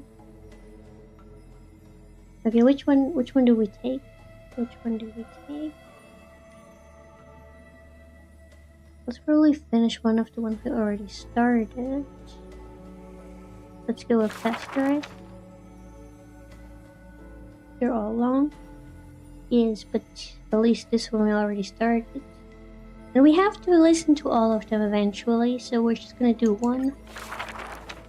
To the dead, when she bids farewell, one character. She casts this slate into the fire, an act futile. I have never heard of lands with such customs. At this time, something drizzles down the slate, full of colors, seemingly tears for the Reaper of Chills. It turns out the slate is inscribed with poems, and every phrase is diligently colored with skill. Yes, we do need the shades. Before people pass away, I write down these poems. That is the limit of the girl's answer, and she only responds with silence for requests to read these poems. As time goes by, she finally opens her petal-veiled heart, and the reason behind her reluctance to show her work is finally clear. My poems are still too green. Not worthy to be art. It stems from the girl's shame and discomfort. It seems the girl once also loved to imagine with effort, and many wild tales were written on her part. A misunderstanding was what made her cease this art. It was a pair of arch-enemies who gained fame in the war. One of them burst into laughter after reading the girl's poetic words. He and I clearly wish to kill and tear each other apart. But in your eyes, you think we are close, unable to part. She did not write poetry as a pastime. It is said that she left great works under hundreds of names. In different times, she even criticized her previous beliefs, making her identity even harder to assume. I still found her weakness after many twists and turns. No matter how fickle her thoughts, she never lost faith in those words regarding the value of fragile mortal lives. She is heartbreaking and enchanting. She is the fingertips of death and the ghost of love and poetry. However, those poems have brought her many complaints. The poems that her hands composed all lack an ending of any kind, and the Maid of Death has no desire to continue them. This is truly difficult to write. The girl excuses herself. My duty is to lead the living to the end. I cannot think of a fitting end for a poem to the dead. Such is the epitome of lies. One who's grown used to death remains inexperienced with farewells. Therefore, I extend her an invitation. In this story belonging to herself, she can leave an ending reserved only for her. What she brings is not only death. She thus replied when we first met, and when we meet once again for the last time, she again deliberates over this closing statement. Apart from death, there is something else that is worth remembering. That is the journey she walked. The plan is going to be reformed by the time we finish Aldi. That is very possible, yeah. We left this emote specifically. Wait, that's the hydrate. You like the bubble tea emote? I'm glad you like it. I think it's cute, isn't it? The two girls frolicked in the wheat fields, fleet as doe deer, making ripples in the shallow puddles and pools clear. As dusk approaches, the exhausted girls collapse over the wheat heaps, talking about their longings and dreams of literature, love, and a journey through a world dear. Thank you for the hydrate. Oh, Sky, slow your closing gaze. How I want to keep this moment in my hands forevermore. On that day, the breeze was warm and gentle. At that time, death was soft and fair. The broken-winged butterfly falls by the window, bringing with it a scent of melancholy. The girl looks outside. The golden wheat fields rolled endlessly, stretching to the horizon. Holding to the chair, she tries to stand, only to find her legs trembling and feeble. Don't worry, Pelixia. Her older sister whispers beside her ear, and on her sister's shoulder, the girl weeps mournfully. Wait, Castor is And his older? time thus becomes silent, painted with sighs only. I thought Pelixia was the older one. When hearing the healer's diagnosis, the girl remained deathly still. Her eyes were already drained of tears, and her heart a wilted grave.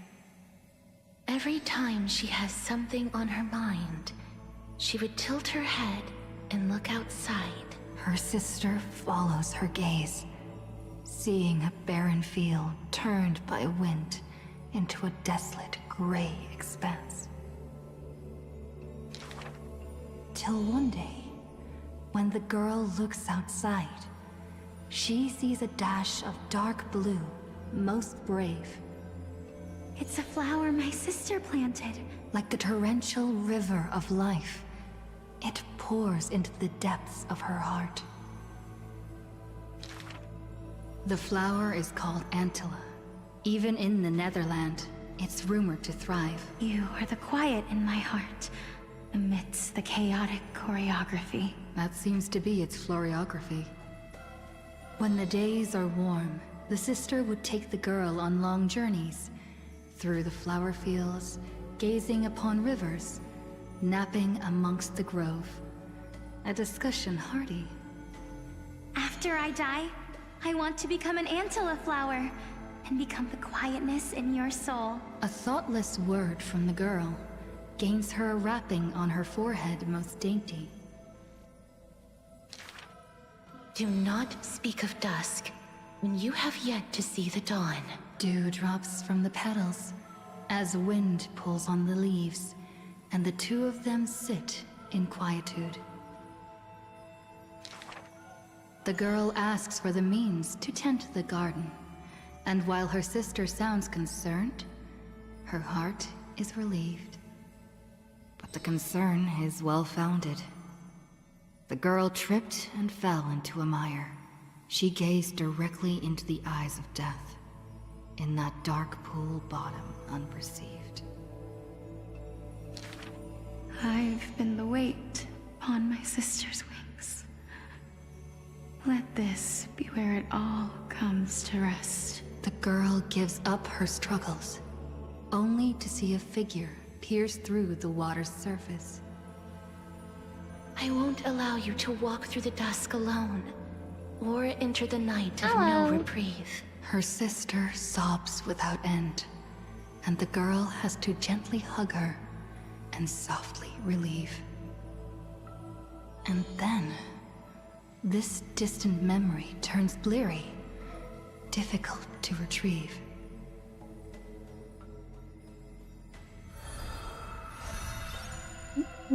These little fire guys to be eating popcorn for story games like this? Oh, a popcorn emote would actually make sense, that's true. Hello, Radio Demon. Welcome to the stream. Hope you're doing well. It has been a while. I hope you've been doing well. Okay, we got the final chapter. The River of Souls flows to the other side, wrapped in the land's night. Broad, slow, an eternal and silent sight.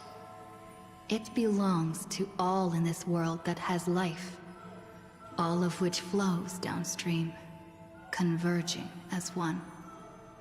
The master of the Netherrealm, Thanatos, enshrouds themselves and the souls within the moon cocoon. The dragon, born from the cocoon, carries the girl, soaring upstream the river of souls, defying its eternal flow. Their connection flows tighter than blood, and the key that opens the Netherworld's gates is the sisters' selfish plight. Back then, the boreal winds cut through to the bone. Back then, death was a bitter and stabbing fright. In the Netherrealm, without an earth or sky, a flower named Antilla blooms, its beauty witnessed by but one soul. You are the quiet in my heart, amidst the chaotic choreography. The younger sister scores through the blooming Antilla fields, never finding that promised dark blue sprig. She silently made up her mind. Death, leave all your dark nights to me, and save the dawns for her. The younger sister gazes at the moon cocoon high above, and plans a trip to the mortal realm, a distant flurry.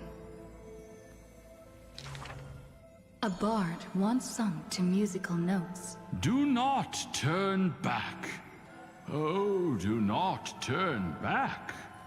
The long hand of shadow will retain the dead behind their gates. The giant dragon born from the moon cocoon willingly offered itself as the enduring barge of the River of Souls. No need to turn back. Oh, no need to turn back. That price had long been paid for you by someone else. The dragon lowers its long neck and places the girl on its back. In slumber, she will unknowingly greet the dawn of her rebirth. The dragon flaps its wings in the chilly gloom of the floating dead upstream, ferrying from purity into grime, going from silence into roaring boom. The souls of countless poets flounder past, their distant rhymes endless like foams. Do not turn back, for to look toward the land of mortals is in itself turning back. In this pale dawn, the sun's first rays light the night ablaze. So the dragon crosses the Sea of Souls onto the shores of life and strands itself in the gleam. We know not where these stories arise. They are scattered across the shallows with the waves. The confession the girl made before her departure still echoes in the tide's heaves. If there is anything for me to leave behind, may it find a soul to remember. This is the ode of my life, and I've already penned my last stroke. there we go. They're already kind of using this one as a popcorn emote because it's kind of the same. Yeah, I mean, you also hydrate when you're listening to a story. But yes, I will definitely try to make one.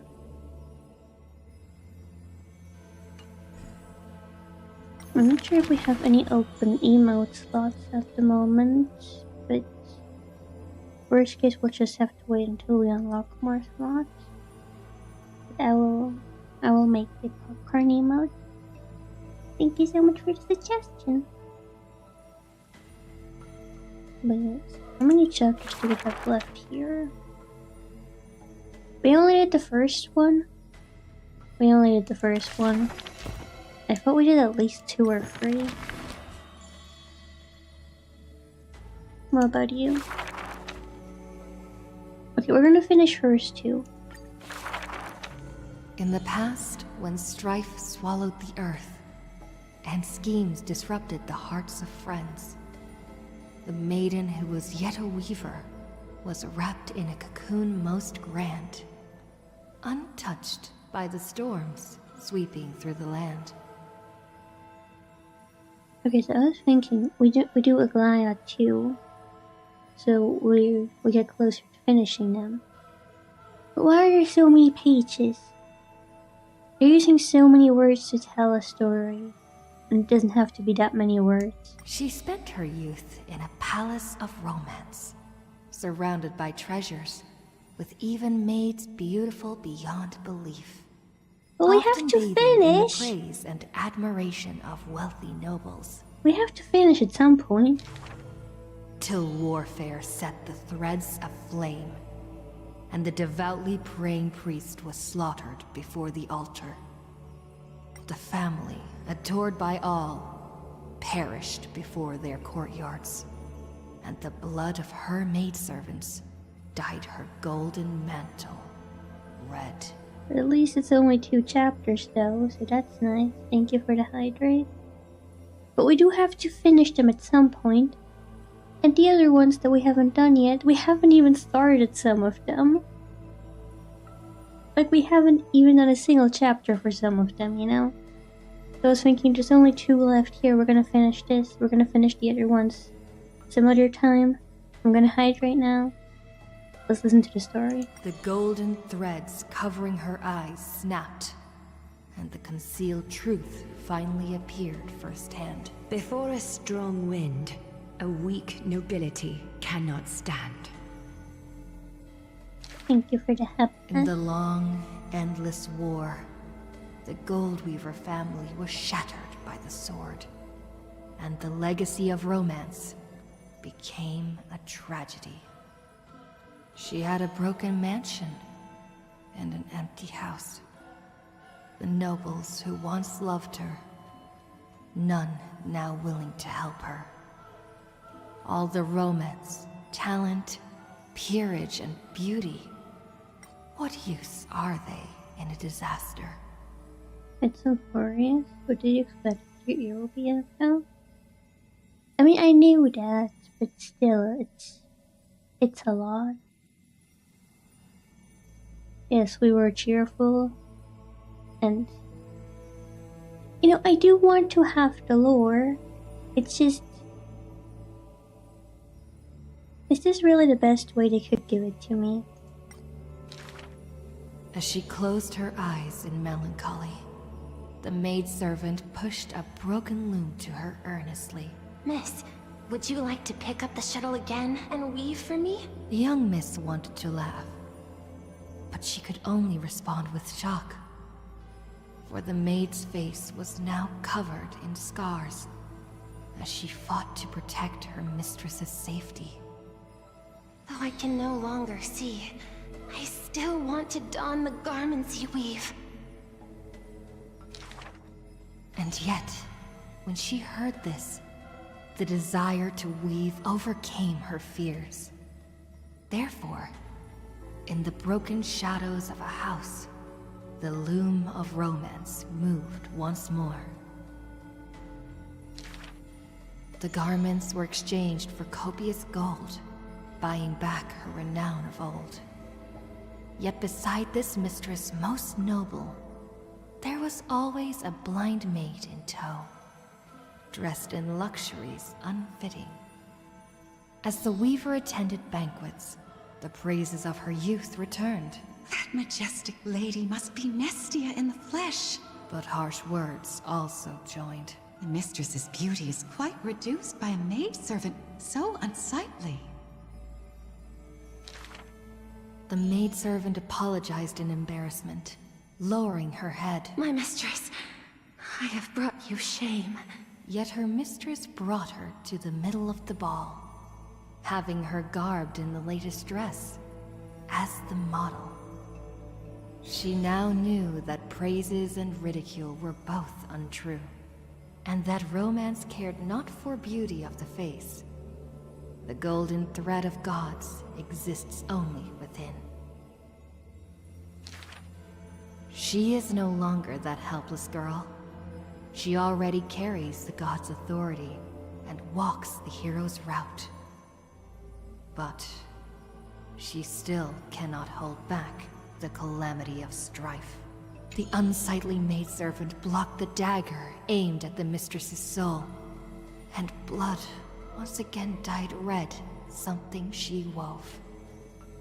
That was the last time in her life the maid's face she clearly beheld. When sewing the death shroud, she could not control how her fingers shook, often pricked by the needle sharp and acute. Thus that pristine white cloth wept with tears of blood and gloom. And when the day of the funeral came, she saw the commoners' endless graves, and the nobles dressed in silk, frolicking in the groves, and sadness overwhelmed her in droves. Is this the destiny unleashed for their act of chasing God's core flames? She kneels before the divine statues and prays to Nestia of romance to look at these garments soaked in blood from the flames of war. Why are those that appear so fair in fact ugly in truth? Why do faces unsightly contain souls cut from noble cloth? Why can the blind see the light? And why do those with eyes only see night? The dying god remains silent. If you no longer have the power to see, then with my destiny, she grasps the burning core flame. I'll exchange for eyes that can see everything. Warm liquid flows from her eyes that now see all. In that instance, she is sure that she saw the manifestation of beauty.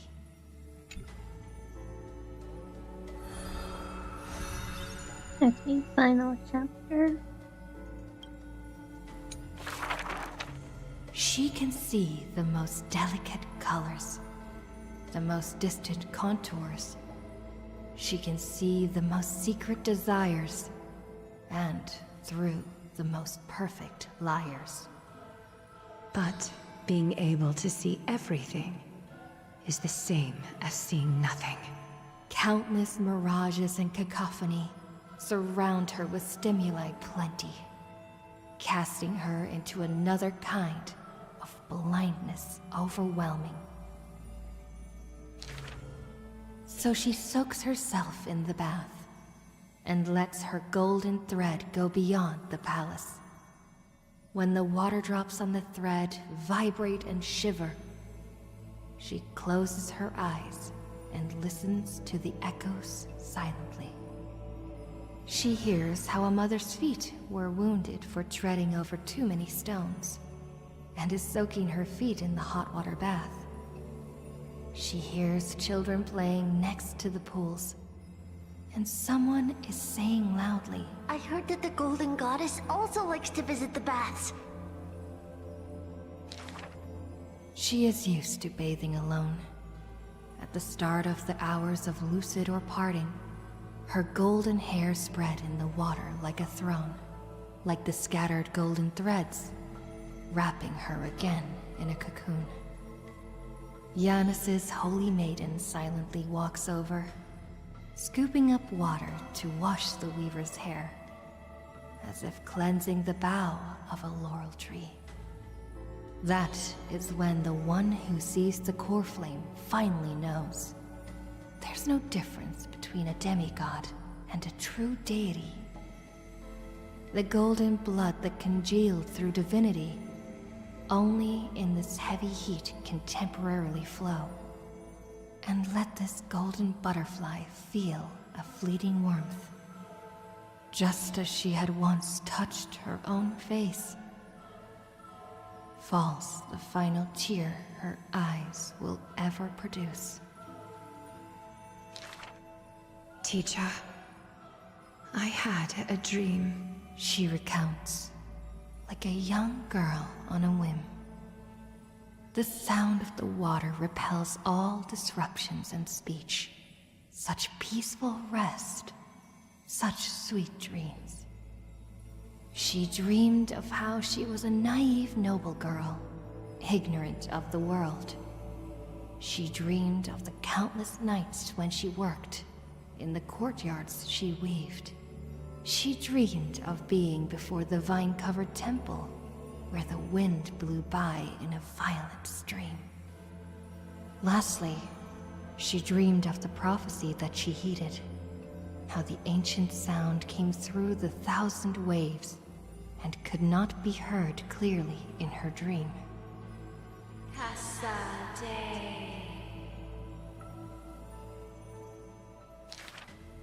The dawn device is always glittering, and birds are always chittering.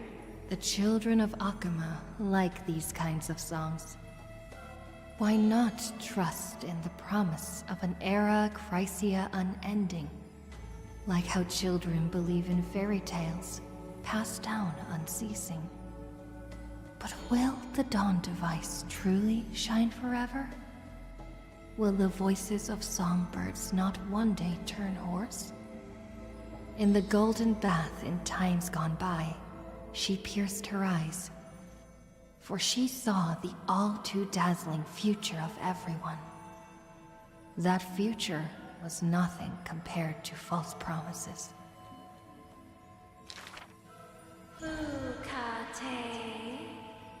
The gods have already determined her destiny and her passing. She knew. She has long known. The red-haired child appears worried. You are aware of everyone's fate, yet never speak of your own future. The child who passes along the prophecy understands that to lay such a heavy weight on one person is comparable to the dawn the world-bearing Titan shoulders. There's only one future for silken threads. That is, to weave magnificent clothes for others. She takes the children's hands, inviting them into the pools, intending to use warm water to wash away their concerns. Yes, before the toll of the bell that announces the hour, before the meeting to judge the flame chase begins. Do not waste the rare good dreams, or the languid waves warm as tears. She mutters as destiny slumbers in her arms. The one that wears this elegant attire in the future must bear the weight of the silk threads. Okay, we're done. That's so longer than the last one, even though it's less pages.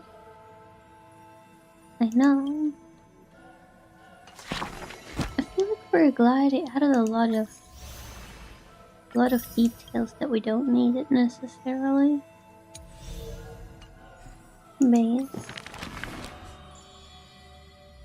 But we finished Creepy, Aglaya, and Castoris, and Sereni. How many did we read for you? 2, okay. Okay. What about you?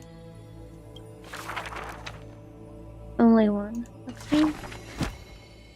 You can see how long you are based on the stained glass. Based on the stained glass.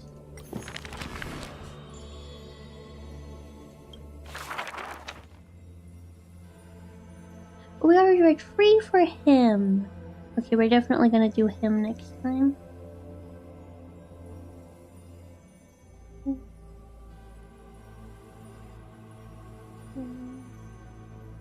Pretty sure that's what most of them are made to do. Give you unnecessary details about the characters if you're interested. No, I mean, like, they could use less words to give you the same story, but they use a lot more words than they have to, which doesn't have to be a bad thing. It's just if you do it all the time, it can be kind of exhausting. If you want to make the story longer, you shouldn't do it everywhere, just do it at certain points where it makes sense, you know? For now, you can get remembered my character is 6. I can.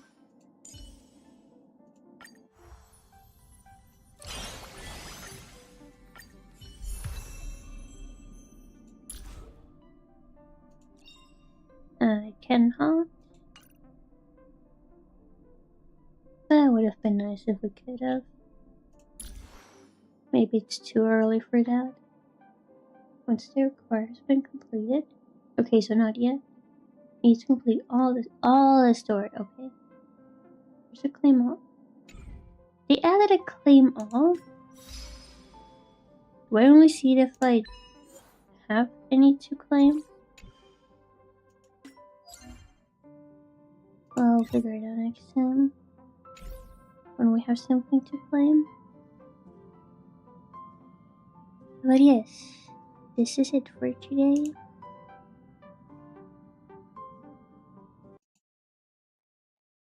We will read more of the stories. Well, listen to more of the stories next time. And we will start the next planet heal.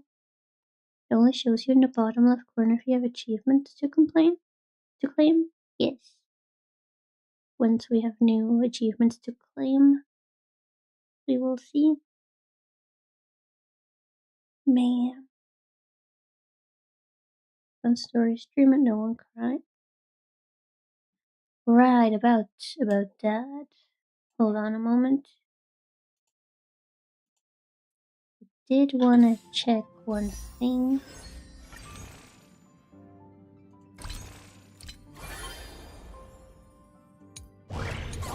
Where do I find...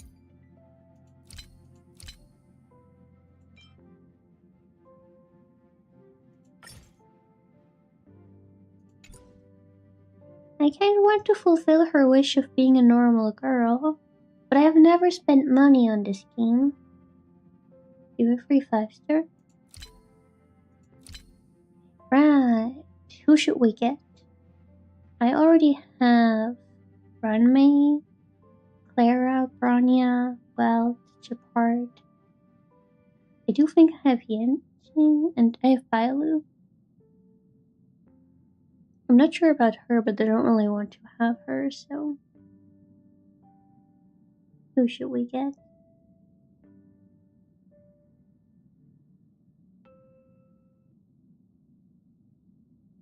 Do you have Robin? I do not have Robin. Should we get Robin? What do you think? Should we get Robin? I do like Robin in the story. I'm not sure about her gameplay, but... What teams do you have? I have...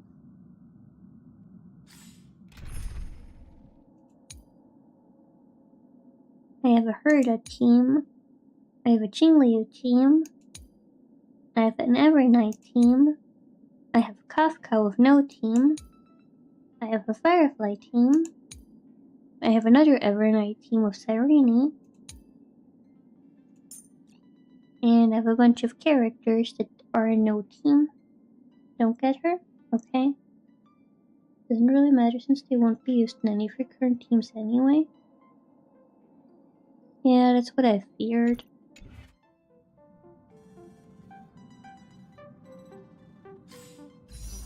Okay, so... who do we get? Just wait for more to come to the store. Okay, we'll save for now. We save for now. On the other hand...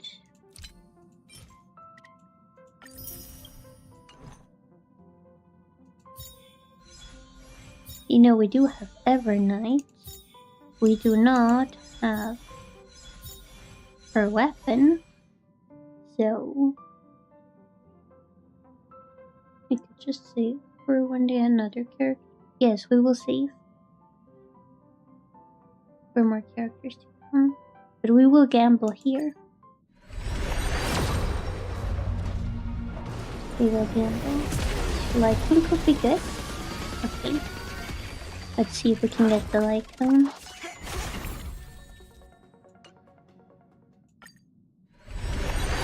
Can I please have the light cone? Pretty please, can I have the light cone?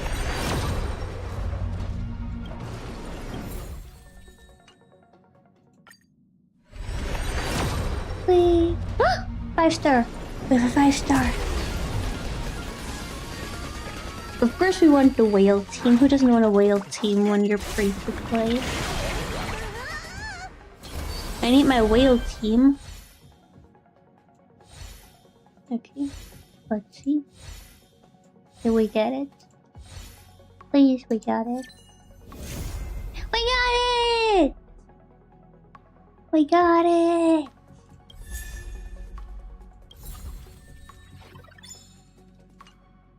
Let's go!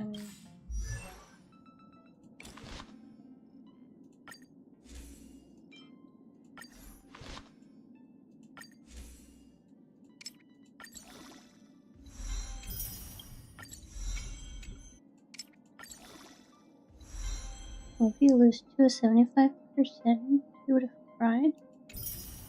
That would have been sad, yeah. But we got it!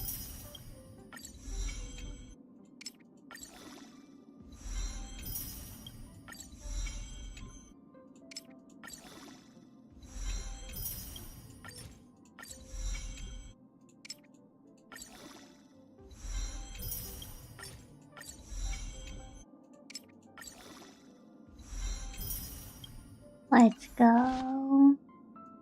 Okay, and we got a constellation for you. The one thing I look forward to? Growing up, of course. And... didn't we also get a constellation for March? Or do we already have E6 March? Where is March?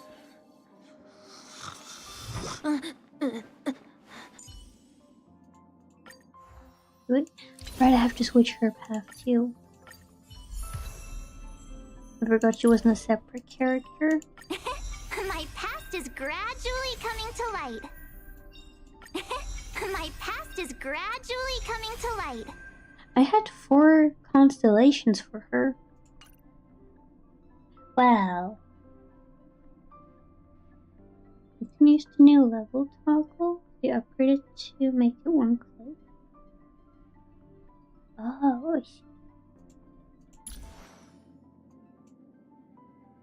Okay, also... I assume we get this on a new planet, right?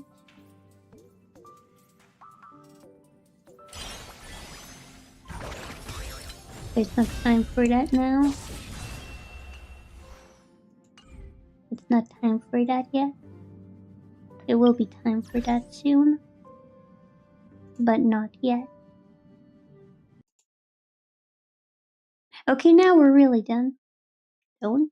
I wasn't going to. I just think it's annoying that they put an exclamation mark there when I'm like, no, I want to play the story first and I'm not there yet.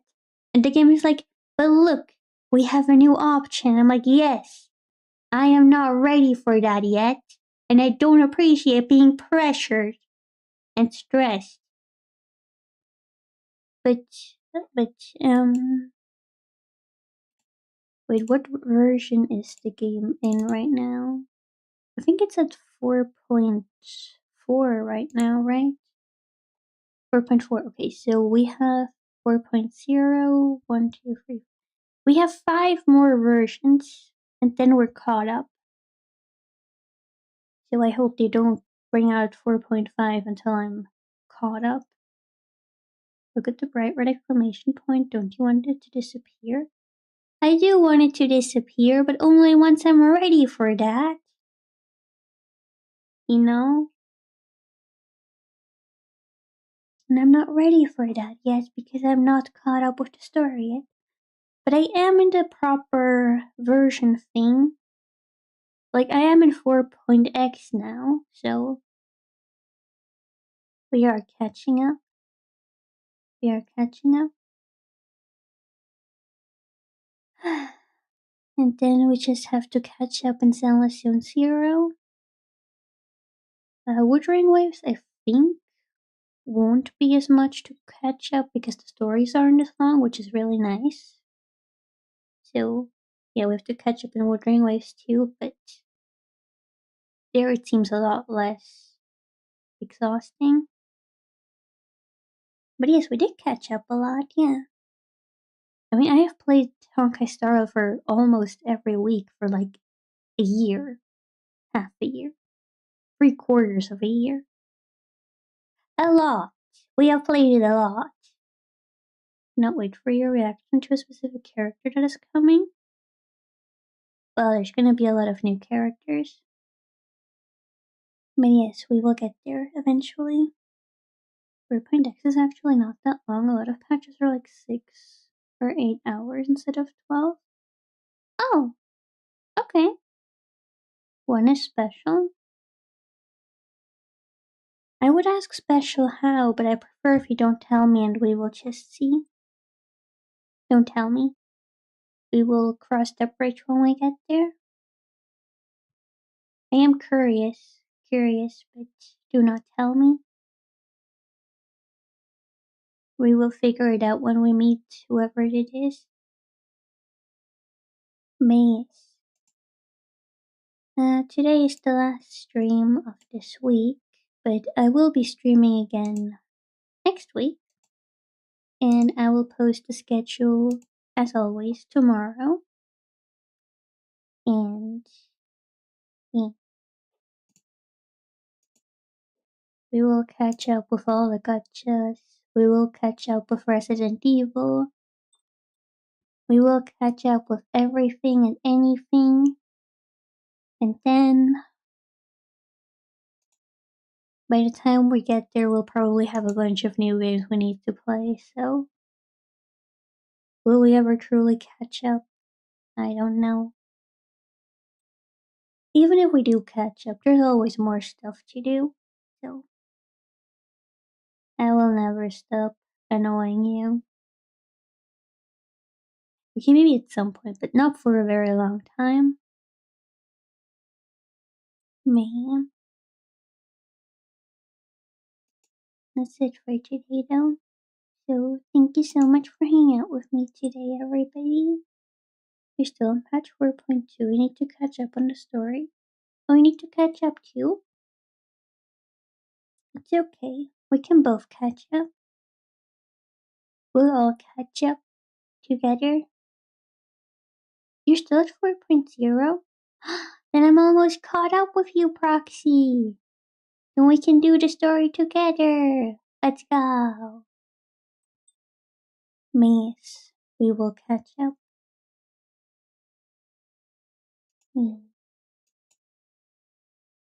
3.9 broke you so much you stopped playing the story? Firefly broke you? Oh no. It's okay, Proxy. She will never really be gone. She's always in our hearts. No, the story was just too bad. Right, you hated the story. I mean, Firefly was in it, so it wasn't that bad to me. Yeah, it wasn't that bad. It had Firefly in it. It had Firefly, so it wasn't that bad, you know? But yeah. Bella was the only saving part. Exactly, she saved it. Not entirely, but to some extent. Me.